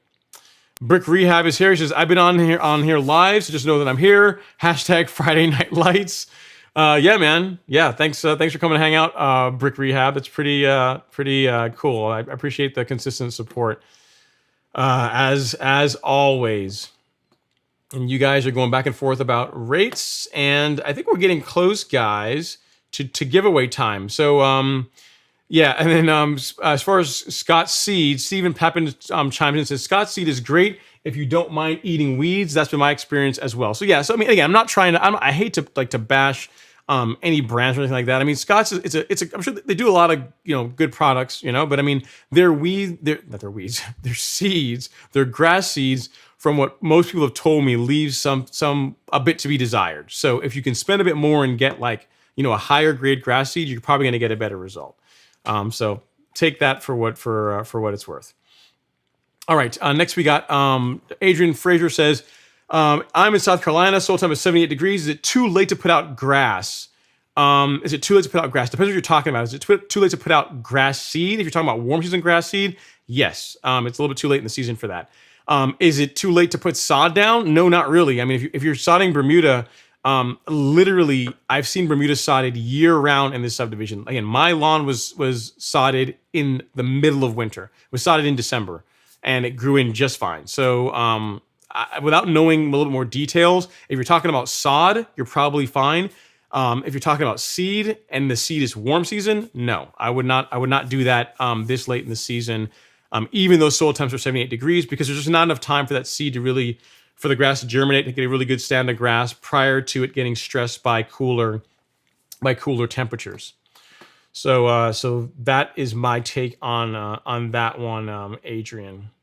All right, and then Michael is saying for him, he's a blindside man. He likes blindside, MSM, and Mansion is a good controller for spurs. Those are good options too. I've done speed zone to dismiss combination, Michael. That works really well too.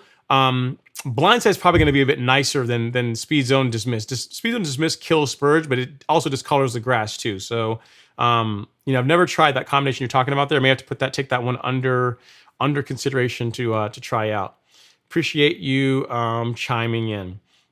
All right, Corporate HQ says, cool season sod, new construction, sod dying and peeling, and nutsedge. Builder laid it on clay and small rocks. Help.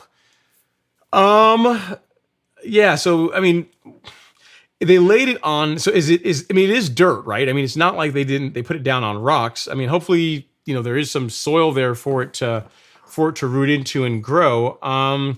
As long as are you watering it, Corporate HQ? If you're watering it and it's you're doing your part. In other words, if you're watering it, you're fertilizing it, and it's new construction, like it's a brand new house, I would go back to the builder for it. You know what I mean? I would put it on them. Like if you just bought this place, they just put the sod in and they did a crappy job repairing the lawn. Like they literally put it in with a bunch of trash and debris in the soil, and you can you can actually prove it. You can see that.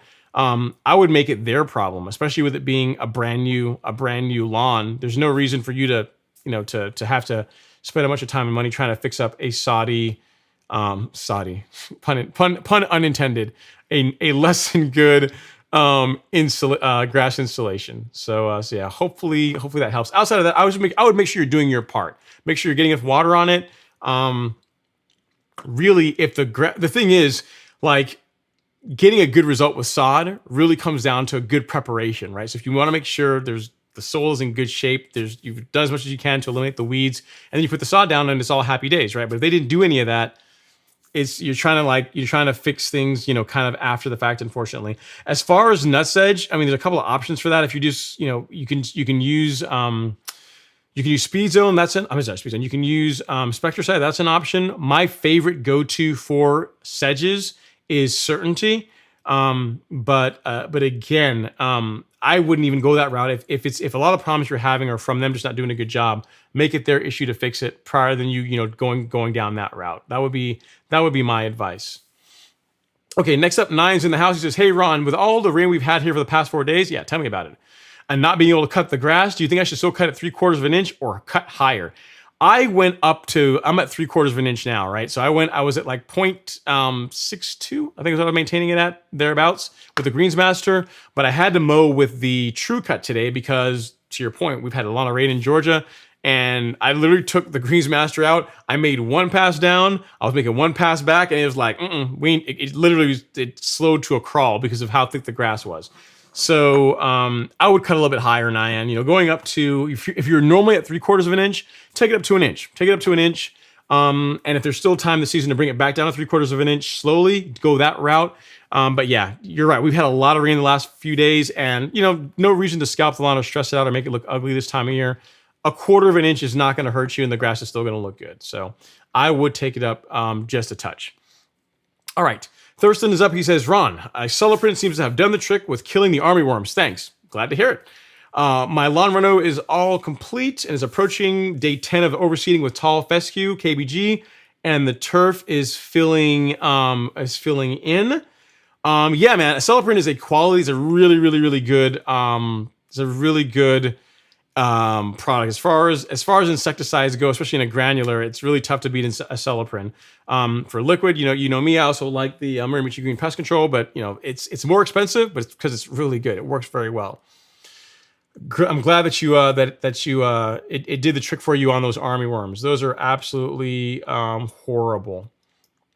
All right, and then Austin Baird is chiming in. He says, "Ron, on Scott's versus Quality Seed, I've got an experiment running this fall in the strip of grass by the street. I use the Scott's Rapid Grass Tall Fescue. In my main yard, I'll be using Baron Brugg RTF." So there you go. So yeah, keep us posted, Austin, on how it does. Ian Mashal has a question about, he says, "How is the Carbon Pro G versus Biochar CG?" I'm not sure what the question is. What the question on that is, Ian. I mean, the Carbon Pro G is half biochar. It's not half. It's 47% biochar and 47% compost. And it also has a microbial package in it as well.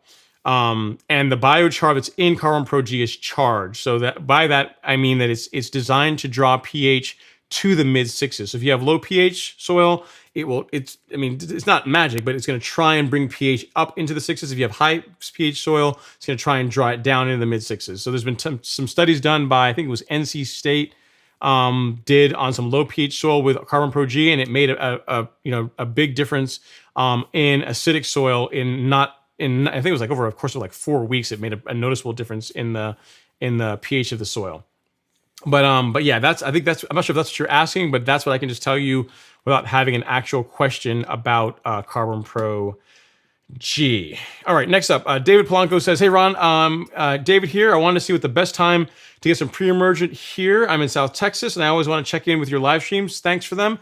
You're very welcome, sir. So you're entering the window for pre-emergent, David.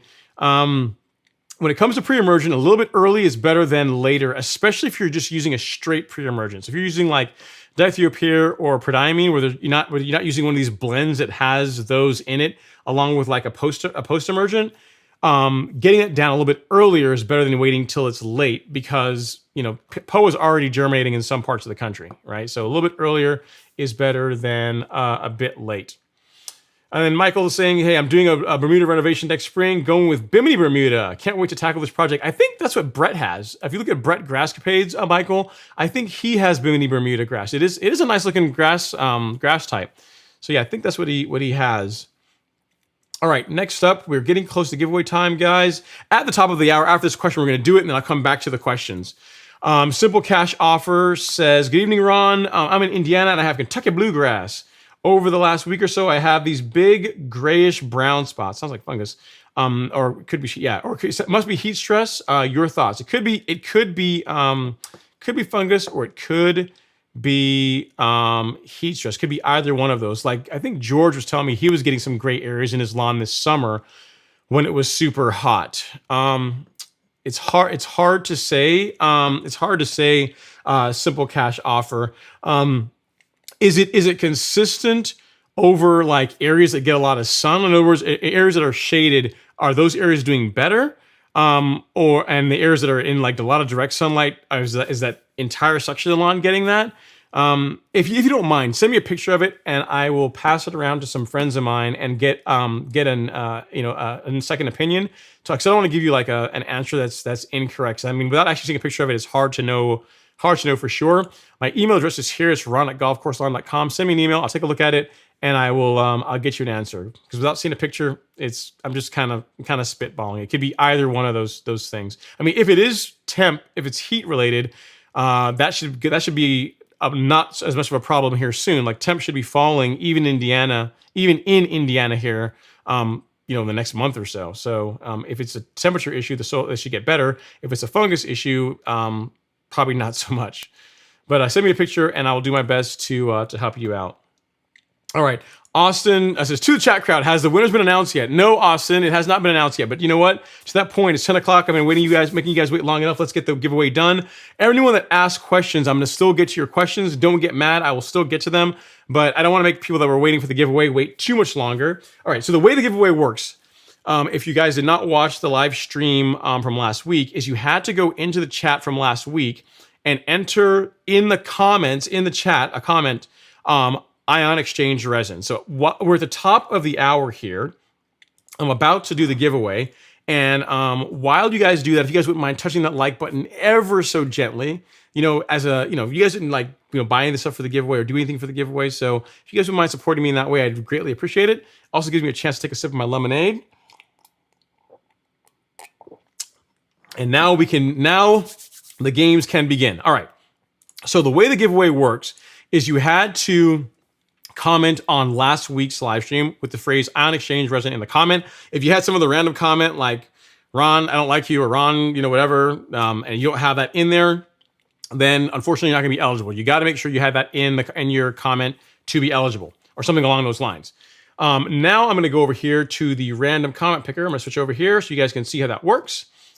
And this is the URL for last week's live stream. So if you guys, just to prove it to you, we can see here, let me put it in the chat. You can see that I am not pulling one over on you.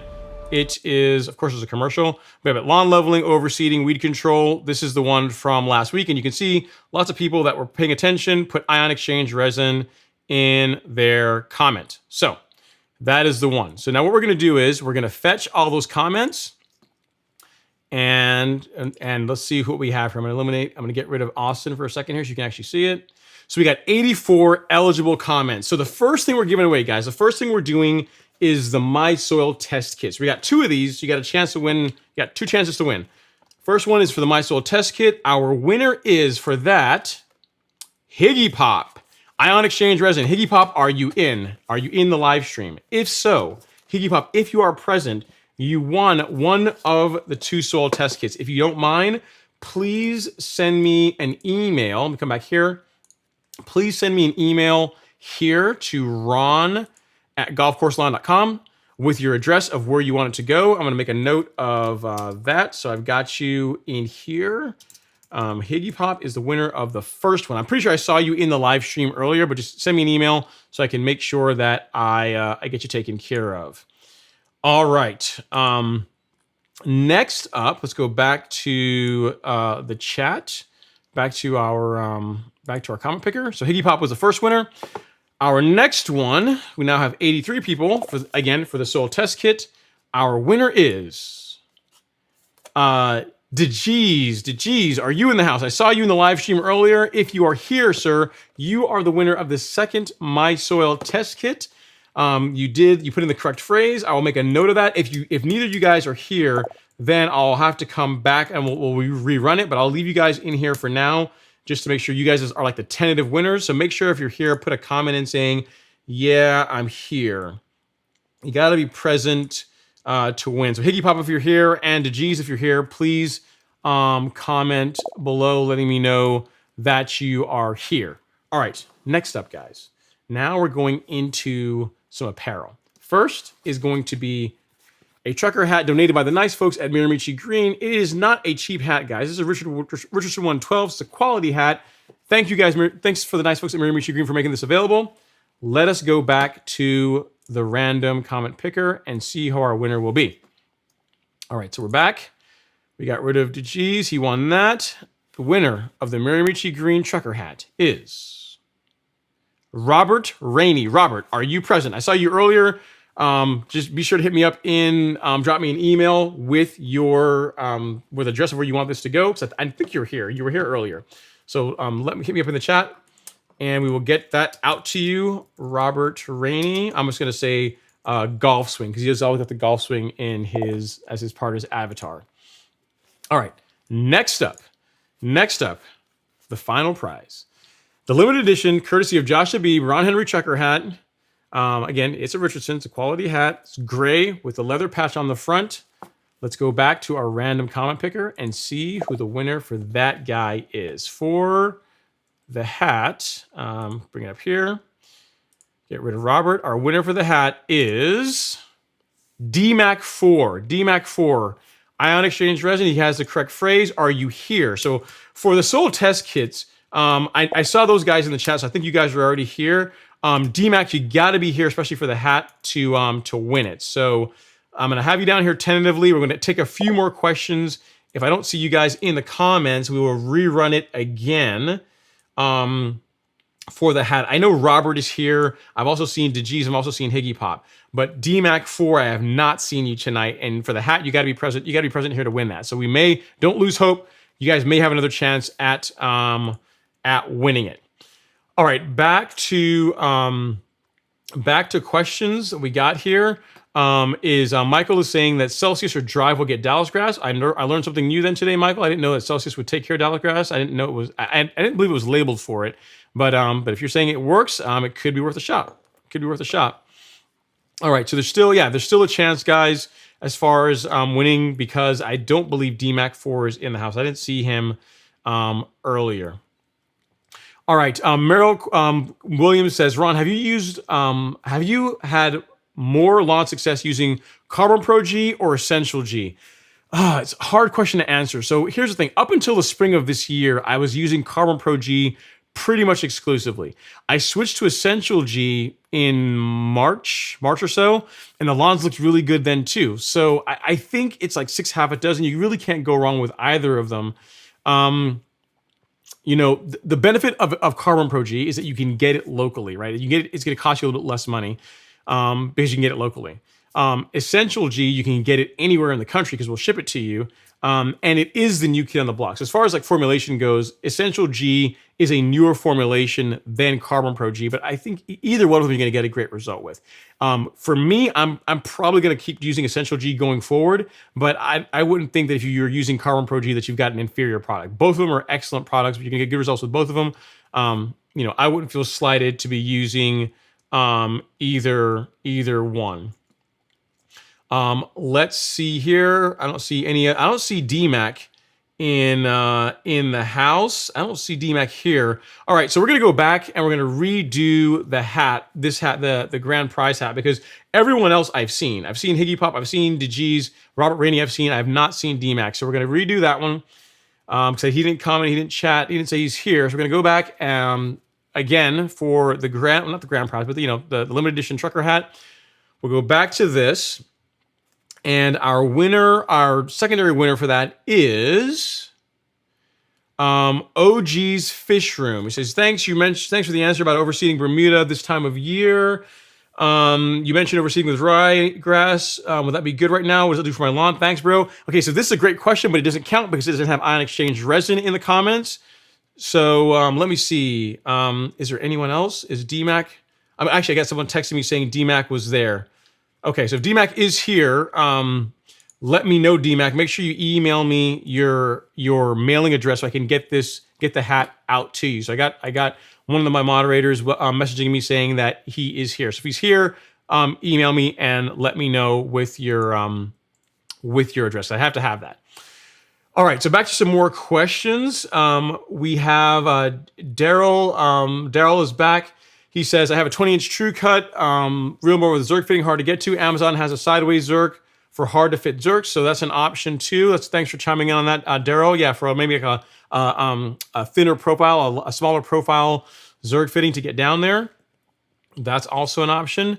And yeah, Travis, if you want the wide stripes, you're gonna want to go 1600, man. That is the way to go for the wide stripes. All right, Scott P says, armyworms up here in Michigan, weird year. Yeah, man, the entire country's been being crushed by armyworms this year, Scott. There's tons of options for getting rid of armyworms. I did a video on that, showing using a Celiprin G and the non-toxic, the Mirimichi Green Pest Control. You can get it at the golf course lawn store. You can check for that there if you want something that's a non-toxic option for controlling armyworms. But yeah, the entire country's been hammered with it this year. So yeah, there's definitely options for getting rid of that if need be. All right, let me see what other questions we got here. From Bravo29 says, we have crabgrass, lots of weeds. Neighbor just aerated and suggested to use lime and test soil, then seed, soil retest, and cover with peat moss. I would control the weeds. I would put something down like quinclorac or something like that to take care of the crabgrass, to kill off the crabgrass. What your neighbor is suggesting as far as aerating and then put lime. I mean, if the soil needs lime, in other words, if your pH is low based on the soil test, then yeah, put lime down. But I would just be putting lime on your lawn unless there's actually a need for it. So the ordering they're using is kind of backwards. So if it were me, I would control the crabgrass. That's irrespective of soil testing or lime applications. I would do a soil test. Again, the one that I recommend that a couple people just won is the one from my soil. And then based on that, if the soil needs lime, then I would put lime down on your lawn. As far as reseeding and doing seeds and peat moss, like those things have nothing really to do with the soil test, if that makes sense. So your neighbor, I'm sure, they're well intentioned, but they're kind of mixing things that they're trying to relate things that aren't really related, if that makes sense. So hopefully that helps. All right. Next up here. Kellen says, hey, Ron, guess what? I'm actually a woman. People are always like, Helen. I said, no, I'm Kellen. Thanks, Mom and Dad, for the weirdness. I am probably the only girl in the USA named Kellen. I am sorry, Kellen. I apologize. I assumed that Kellen was like a guy's name, but my bad on that. Sorry about that. And you're right. I've never met a Kellen before, so that is a first. I'm sure time in schools was, like you said, it was probably not fun.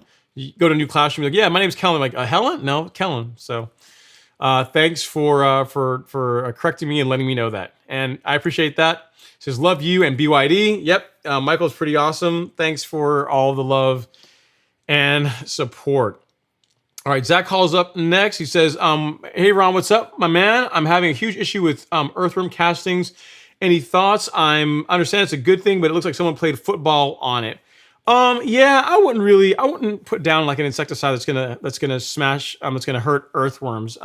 If you're certain that's what it is, I would let them be, Zach. I know it's kind of hard to say that because you probably want them gone, but I would not, I wouldn't be quick to put something down to get rid of them. Like a Celiprin G, like, any insecticide that has chlorantraniliprole as the active ingredient is labeled or rated to be safe for earthworms and I think other pollinators as well. But other insecticides, not so much. So it's kind of your choice what you want to do, if you want to get rid of them or not. I would kind of recommend that you just keep them around. But if you want to get rid of them, don't use something with chlorantraniliprole pro limit because it's designed to not kill them. So there is that. Thin Cut says, "Hey Ron, if you like, you can give give away the stickers en masse. I made them because I think it's hilarious. It makes people smile and laugh." Yeah, man, I'll put that in the giveaway for next week. I got to dig them out. They're in an envelope, but they're under some paperwork here, so I can't like fish them out like right away. But yeah, I could definitely make it part of a giveaway if you guys want. No worries. You're very welcome, Cameron, as far as responding to your question. And then Sunny Sill says, should I do rye or not? Northwest Florida in a tough baseball field. Kind of your call. I mean, if you want it to be green year round, if you want it to be green over the winter, then rye is an option. It's just if you want to maintain it. Yeah, I mean, rye would be the thing that's probably to go with, of the grass types, that would be the one that I would go with if your goal is to keep the baseball field green over the winter months. Sunny Steel. That would be it. Because Bermuda, the tough is unlikely to stay green, even in Northwest Florida here in a couple of months. All right, Programming Chicago says, love your vids. Glad to see Princess Cut Lawn Care. Yeah, man. George. I mean, he and I talk fairly frequently. And then he says, how much are sprinkler systems? We are so dry. Everyone's lawn is awful here in Chicago. That's going to be a George question. If you're talking about the one that he showed in the video, I think they're around $150, but I think it depends on how many zones you get and all this kind of stuff. So check his video, reach out to him. He'll be able to tell you. He'll be able to answer the question. All right. Grasshopper Lawn Care in Georgia says, by the way, I did pendimethalin in September, doing prodiamine in December at half rate, then prodiamine again half rate in February, dithiopyrin in May. So there you go. There's someone, I think, by your name, I assume that you probably do professionally Grasshopper Lawn Care, and you can see what he's doing, guys. He's staggering. He's using different types of pre-emergent, to get a good result. So yeah, I mean, you're definitely putting a lot of stuff down, but the results probably speak for themselves. I'm sure your lawn is probably weed free, assuming that you're keeping up with your mowing. You shouldn't have a ton of weeds in your lawn. Okay, next up, Programming in Chicago has a question. He says, we just had our driveway and patio replaced.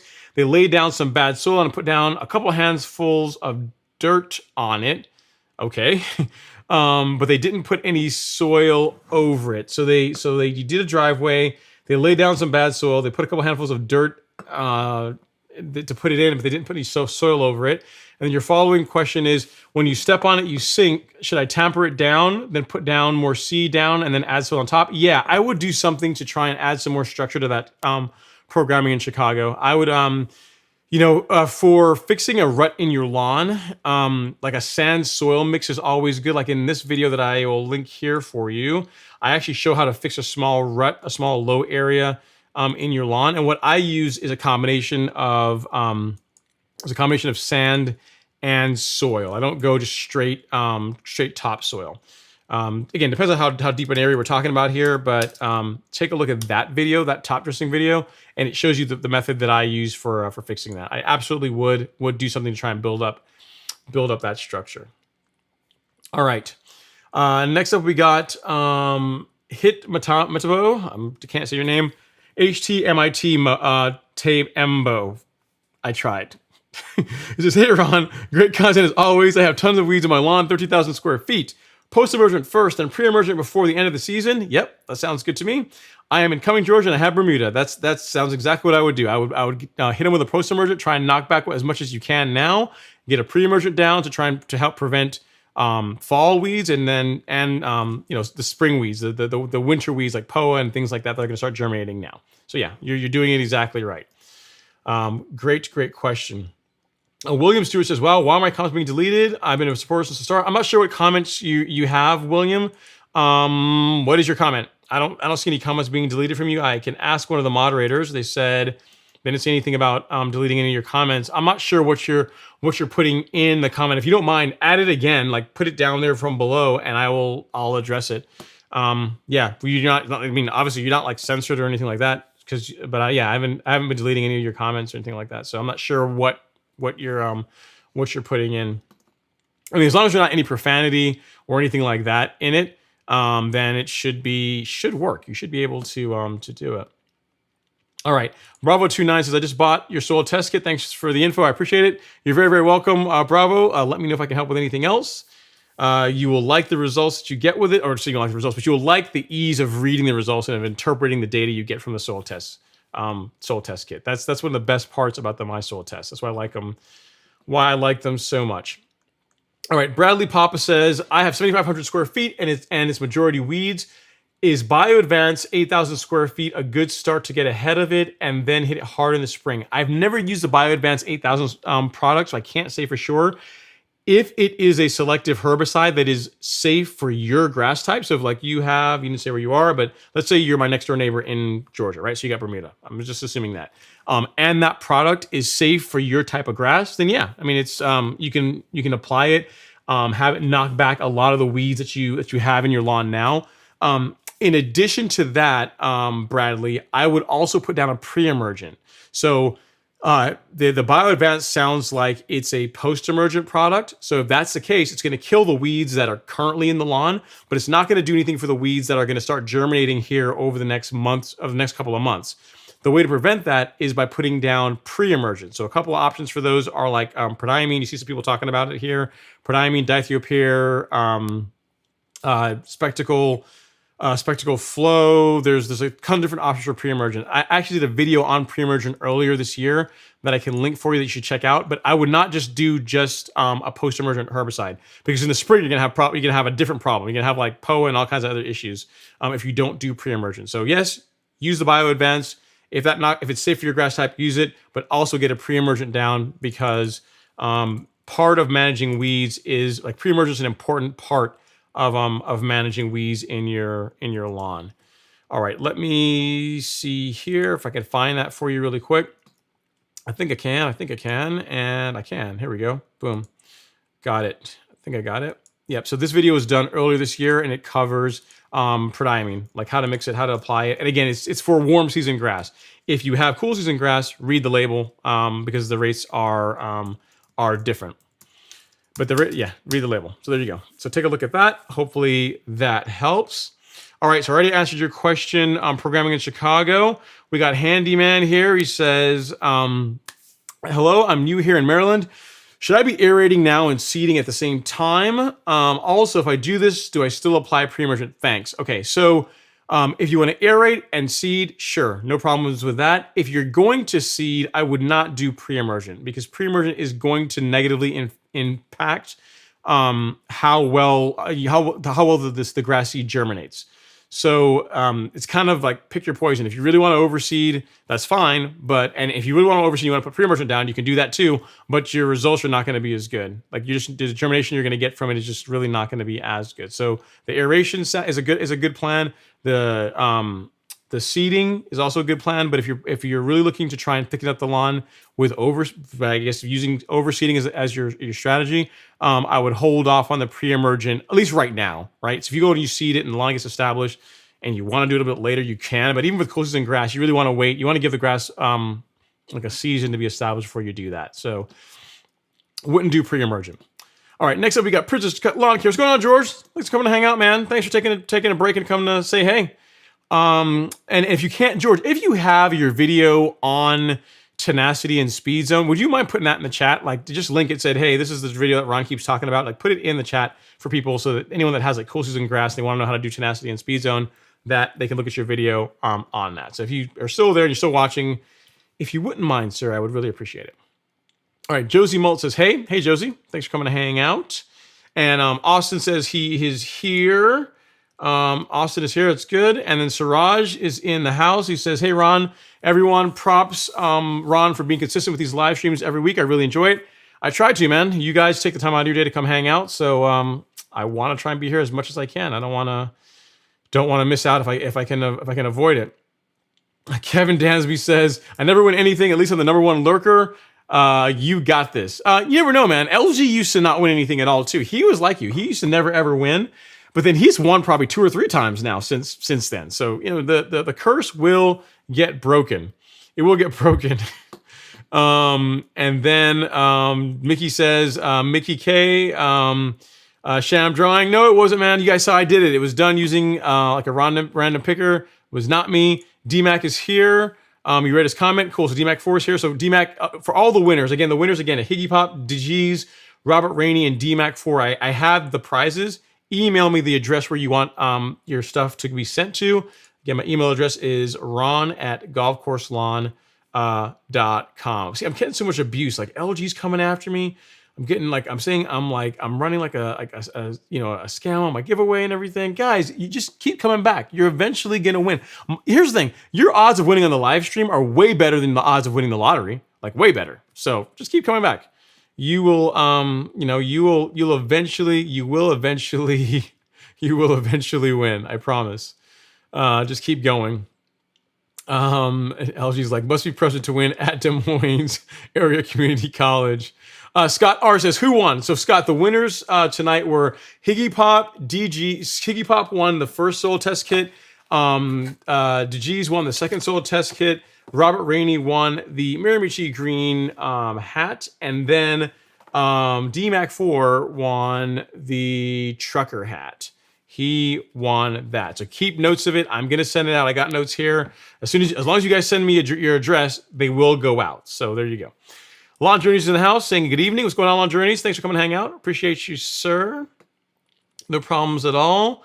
And then JG and Kellen says, Kellen, hello from a fellow chick. Welcome. Thanks so much, Kellen. I really do appreciate it. And Austin Bird says, any recommendations on a quality topsoil that doesn't have wood chips or other debris?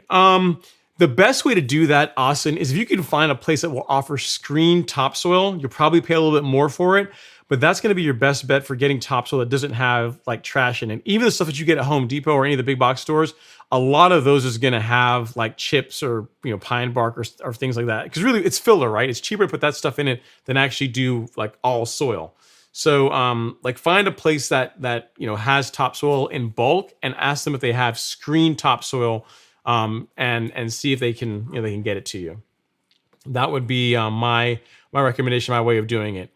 And we got Mr. LG in the house with his super chat, so we can get this up here. Come on, technology. Super chat received. He says, I miss sponsoring the 7 p.m. sip. One other thing, bleep the haters. Cheers. Thank you so much. I will drink to that, LG. And for you guys, if you're in the live stream, you've not touched that like button ever so gently as yet, I really would appreciate it. It's an easy way for you guys to support the channel. It's free. And I really would appreciate that. Well, it also gives you a chance to sip my lemonade. This sip of lemonade sponsored to you or brought to you by LG. All right. Jason Ward says, hey, Ron, thanks for all your great vids. I live in New Jersey, very humid nights.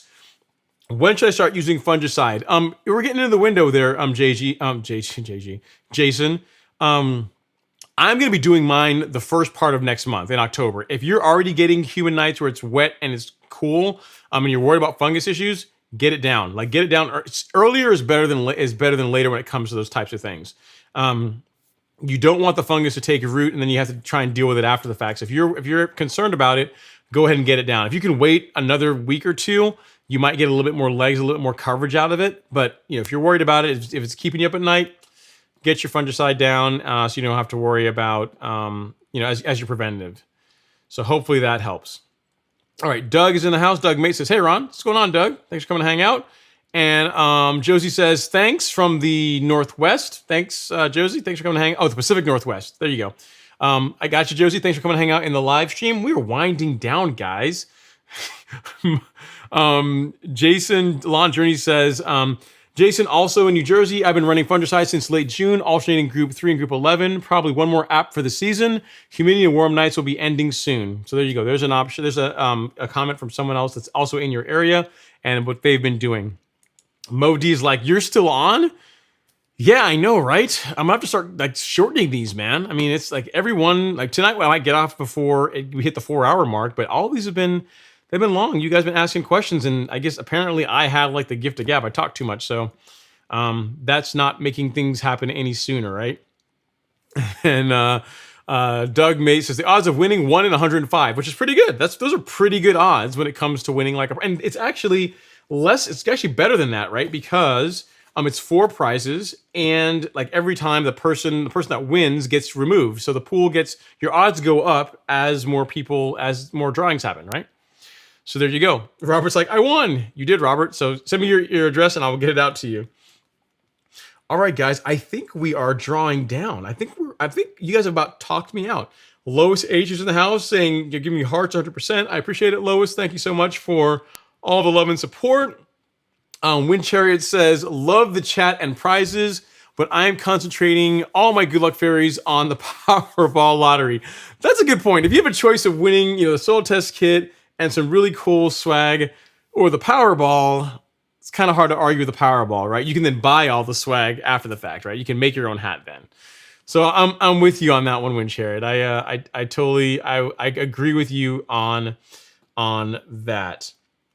All right, one last question, or a couple of more last questions. Awesome Beard says, one last question. Can I use play sands level ruts in my lawn? I wouldn't. You want to use a coarser sand, Austin. Use something like a masonry sand or river sand. You want to use something a little bit more coarse than play sand. I wouldn't use play sand. I would use a coarser sand. Great question. Good night, Grasshopper Lawn Care. And then Kelby says, Don, dumb question, but I don't know, no such thing. It says, how could you tell a fertilizer is fast or slow release? A lot of times it'll just be in the label, right? Most liquid ferts, not all of them, but most liquid ferts tend to be quick release. There are some faster release fertilizers. The way you can tell is, I don't have a label here, but on the label, there will be an asterisk. Do I have Humic Max? Can I do this? Can I do this live? Let's see if I can do this live. Let's see if I can show you live, because that's actually a really good question. Let's see if I can do this live and show you, because I think I have a label for Humic Max on here. Can I blow it enough to show you what I'm talking about? Yep, perfect, I can. Okay, so when you look at the label for the fertilizer, on the label, you're going to see, so this is the label for Humic Max, which is the fertilizer that I love and recommend, an awesome one that Lebanon Turf made available for us. But on the fertilizer, when you get up to the nitrogen, you will see an asterisk. So you guys, I'm pointing at, like you guys can see what I'm looking at, and I can't really move my mouse, but you see at the end there where it says insoluble nitrogen and other water soluble nitrogen. If you go to that, that is a percentage of nitrogen that is slowly available. That's slow release. So everything else is quick release or faster release, like urea, fast release. It's going to be available relatively quickly.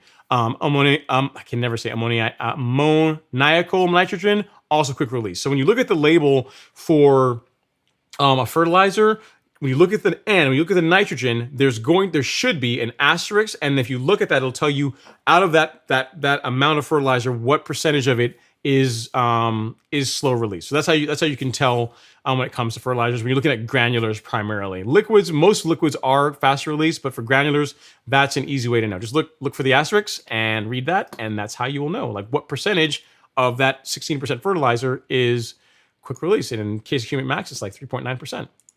So there you go. Hopefully that helps, Kelby. And Craig says, I'm new to your channel, enjoying the videos. I love yard work. Craig and NC, thank you so much, Craig. And I think that is about it. I'm trying to see if there's any more. I do have one more question here. Dalvin, of course, it's got to be Dalvin, right?